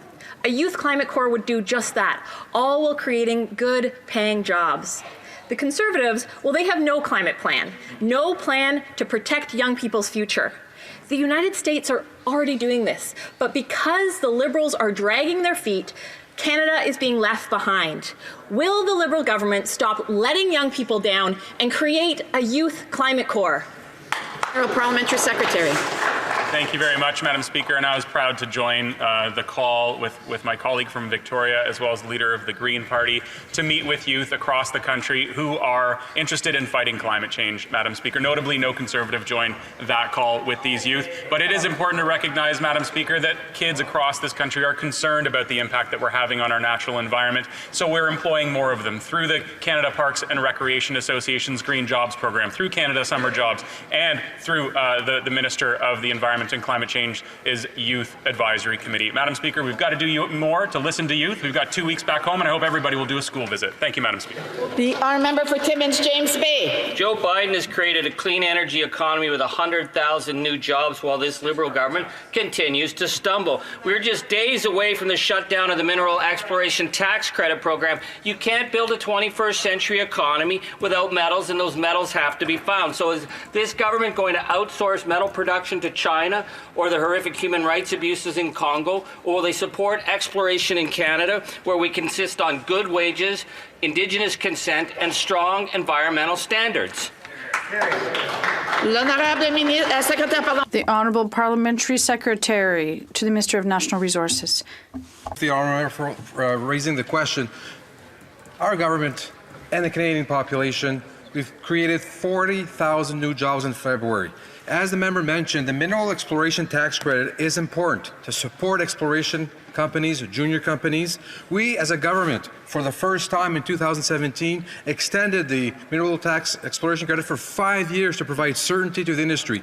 We are working with the industry right now. We're not going to, looking at the budget coming shortly, but we're going to make sure that we support our critical minerals, we support the mining industry, and we support mineral exploration in this country. Thank you, Madam Speaker. The honourable member for Winnipeg South Centre. Prince George. Madam Speaker, yesterday the Bloc and NDP shamefully voted to save the Prime Minister from a carbon tax election.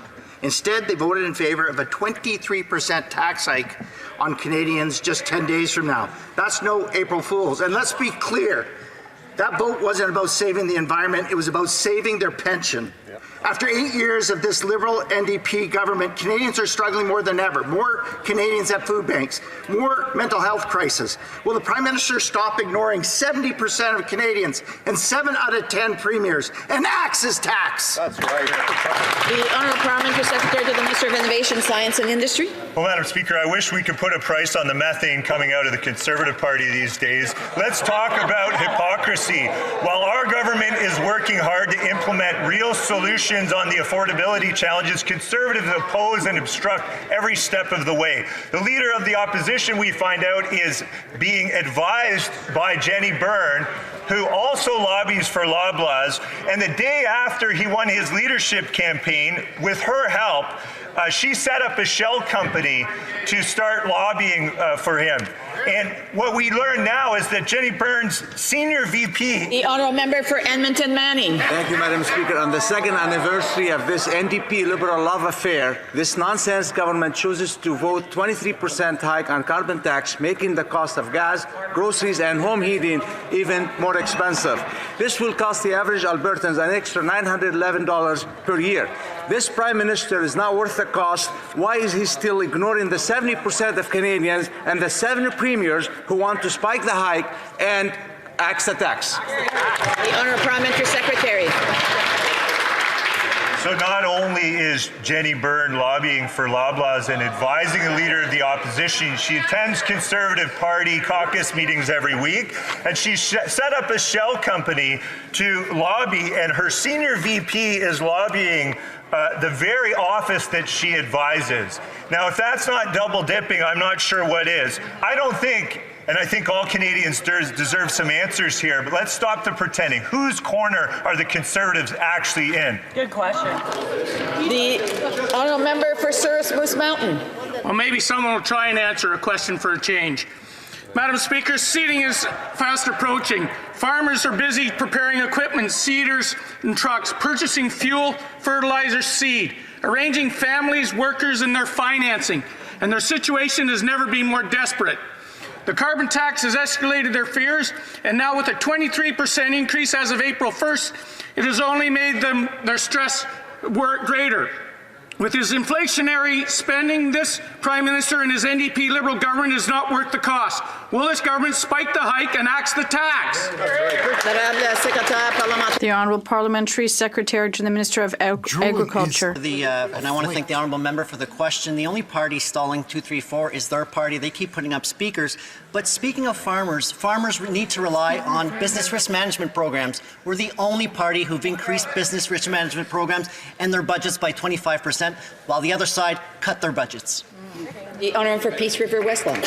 Speaker, after 8 years, we know that this Liberal NDP government is just not worth the cost. And now on April 1st, the carbon tax is going up by 23%. We know that the Liberal NDP carbon tax scam only makes Canadians poorer. We also know that if you tax the farmer who grows the food and tax the truck driver who brings the food to the store and you tax the store that sells the food, Canadians can't afford food.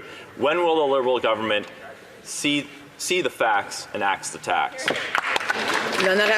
The Honourable Minister.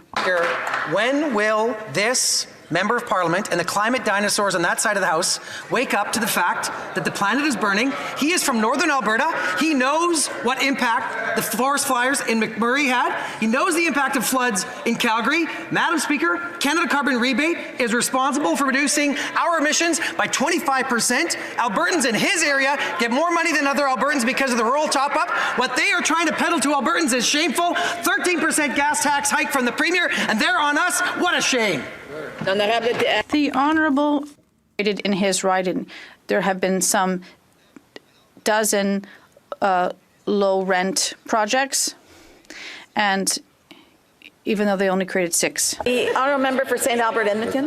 Madam Speaker, the Prime Minister was ordered by Parliament to turn over the ArriveCan receipts and to come up with a plan to get taxpayers their money back. What the Prime Minister tabled this week is nothing more than a whitewash. We still don't have the receipts, and they don't have a plan to get taxpayers their money back. So just a number, how much money did these Liberals award fraudsters and scammers?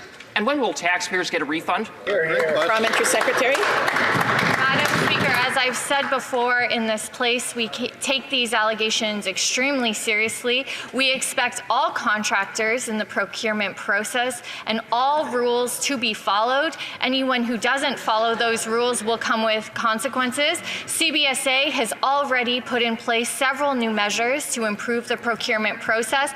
There have been announcements made as well with the Minister of Procurement to ensure that the procurement process throughout government is transparent, accountable, and that questionable issues like this don't happen again. The member for Sudbury. Speaker, in a world where global cooperation and support for the most vulnerable are more critical than ever, the Leader of the Opposition has proposed cuts to what he calls wasteful foreign aid. Can the Minister clarify the impact of these cuts on Canada's security as well as on our standing as a moral leader globally? The Honourable Minister. Madam Speaker, the Leader of the Official Opposition's proposed cuts threaten to undermine our global role in peace and security and stability, as well as undermine the peace and safety and security of Canadians. Cutting programs like demining and helping conflict-affected children risks our global reputation. And these proposed cuts would signal a retreat from global leadership at a time when global challenges actually demand that we do more and that we collaborate with other nations. And if he's willing to make these dangerous cuts that threaten the peace and security of Canadians, what else is he going to cut? He's simply not worth the risk. Not at all. The Honourable Official Opposition Deputy. I'll take it, Madam Speaker. 5 years. When is this government going to list the IRGC as the terrorists that they are? The Honourable Parliamentary Secretary. Madam Speaker, we obviously recognize and condemn the Iranian government as a state sponsor of terrorism. We have implemented several measures to ban some members of the IRGC or the members of the IRGC to enter Canada. We have put in place sanctions. Madam Speaker, we will take the advice from our national security advisors and officials who make these recommendations, but Madam Speaker, we will do everything to keep Canadians safe. Official Opposition Deputy Leader. So they said last year they were working on it. Yesterday, the minister changed the story, saying that his agencies didn't even give him that advice. Today, I don't understand that answer, and neither will Canadians. So which answer is it? Which story? We've got a minister over there who won't condemn the most vile anti-Semitism, another minister who held hands with a literal terrorist. Is there no courage at all again? I'm going to ask one more time. What day will you list the IRGC as the terrorists that they are in this country? Knows full well she needs to address address all questions and comments through the chair and not directly to the members.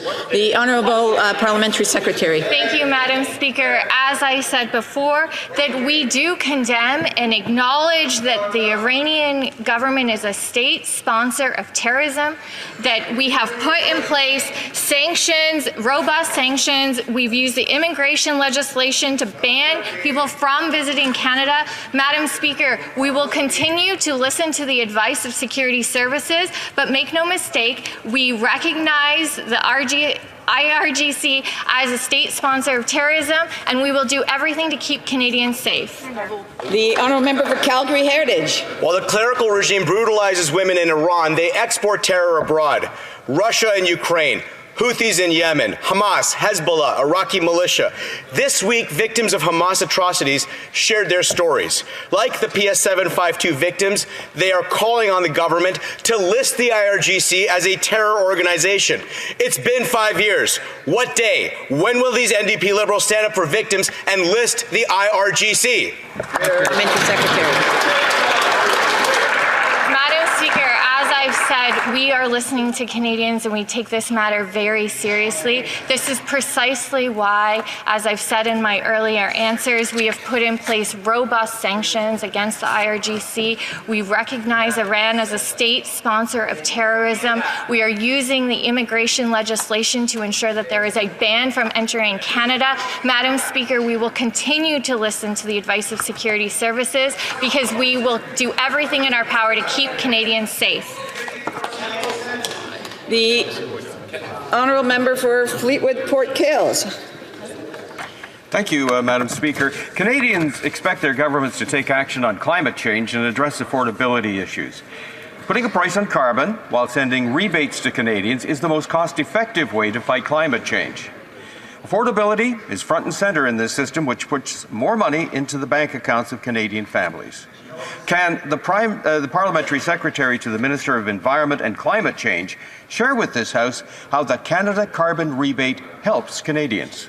Parliamentary Secretary. Thank you, Madam Speaker. The Canada Carbon Rebate is made possible because we put a price on pollution to lower our emissions and fight climate change. But affordability is front and center in this system, which literally puts more money back into the pockets of 8 out of 10 Canadian families. Madam Speaker, Conservatives offer no solutions and continue to spread misinformation about climate change to Canadians. They want to cut the Canada Carbon Rebate payments that are helping Canadians during these challenging times, and instead they want to help their friends in big industry continue to pollute freely. Madam Speaker, it's clear that the Conservatives don't care about fighting climate change. They want to raise our emissions in Canada, and they do not care about our children's future. Madam Speaker, it's a shame. The Honourable Member for Skeena-Balclay Valley. Madam Speaker, yesterday I asked the Environment Minister if he would commit to doing what it takes to ensure that weather stations on the BC coast remain up and running this coming winter. These stations, like the Holland Rock Weather Station near Prince Rupert, provide critical, life-saving information for mariners, and the Holland Rock Station hasn't been working since early January. In his response, the minister said he'll do what he can, but that he's not the finance minister. So, to the finance minister, will she ensure that Environment Canada has the resources they need to keep these critical, life-saving weather stations up and running all winter? The Honourable Parliamentary Secretary of the Minister of Environment and Climate Change. Thank you very much, Madam Speaker. I'm glad that my colleague opposite is raising this important issue. It offers me an opportunity to highlight the announcement that we made last week for 32 new state-of-the-art radar stations right across this country. That'll add to the safety of Canadians. It'll provide more reliable weather information in advance of extreme weather. And in the face of climate change, Madam Speaker, unfortunately, these events are likely to happen more and more. I appreciate the highlight from the honourable member from the NDP, and I'll work together with his office to ensure that that weather station is up and running in due course. Thank you, Madam Speaker. Honourable Member for Spadina, Fort York.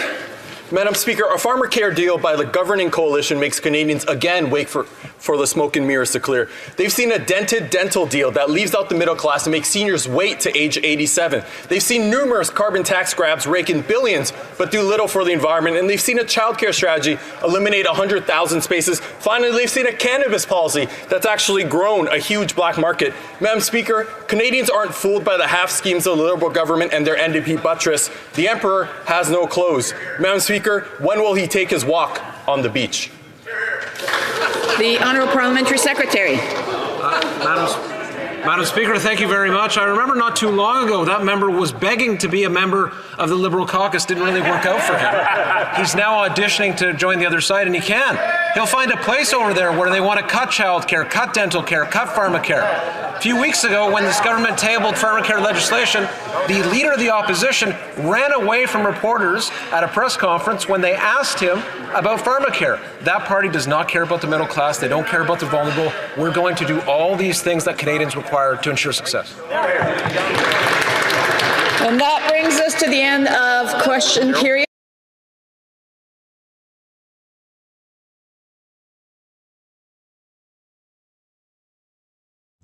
I need some volume, so there, we have some. Thank you all so much for watching. Today was a lot of people hanging out watching Canadian politics. I never mean to be deceptive. Like, those were the highlights from last week, and I wanted to watch them again to figure out what kind of stories. They don't sit in Parliament again for another 2 weeks. We've got to come up with material to show everybody that's interesting. You guys can see what we're doing here, right? Like-minded people, similar thinking people that know that we need change. And it's frustrating to watch the politics, guys. I'm not going to lie about that. It's terribly frustrating. They lie right to our faces all the time, and they don't slow down, and they don't seem like they're going to take the foot off the gas. Like, they're just continuing to lie straight to our faces. All we can do is show each other and help each other out. Like, did you know this? Did you know this? And watch the content, make up our own minds. Canadians are smart. Like, we're all pretty educated. I don't know about the young people, but I don't know what they're watching. They're not watching Canadian federal politics. If you can find somebody that you could include in the group that might want to come check this out, that'd be great. But we're having trouble with the youth, guys. There's not a lot of interest there in Canadian politics. They're not all, but it would seem to me that a very large majority of them have given up before they know anything about it. So I can understand why that would be. Change is slow.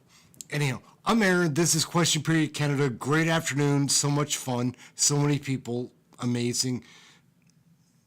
Welcome to all the new members, and welcome to anybody that this is the first day engaging in the chat. We have a special place here, man. We're growing something awesome, and that's it. We're going to get going, have something warm to eat. Remember to stay warm and have something healthy to eat. That's the line. We're out, guys. Thank you all for watching. We'll be back tomorrow with something really interesting. Same time, 3 o'clock tomorrow, 2 p.m. like Eastern, whatever that does for your time zone. So 2 p.m. Eastern. We're here live, Ehren, Question Period Canada, having fun, getting to know people. And what is up with Canadian politics, man? Crazy times. We're out, guys. Thank you all.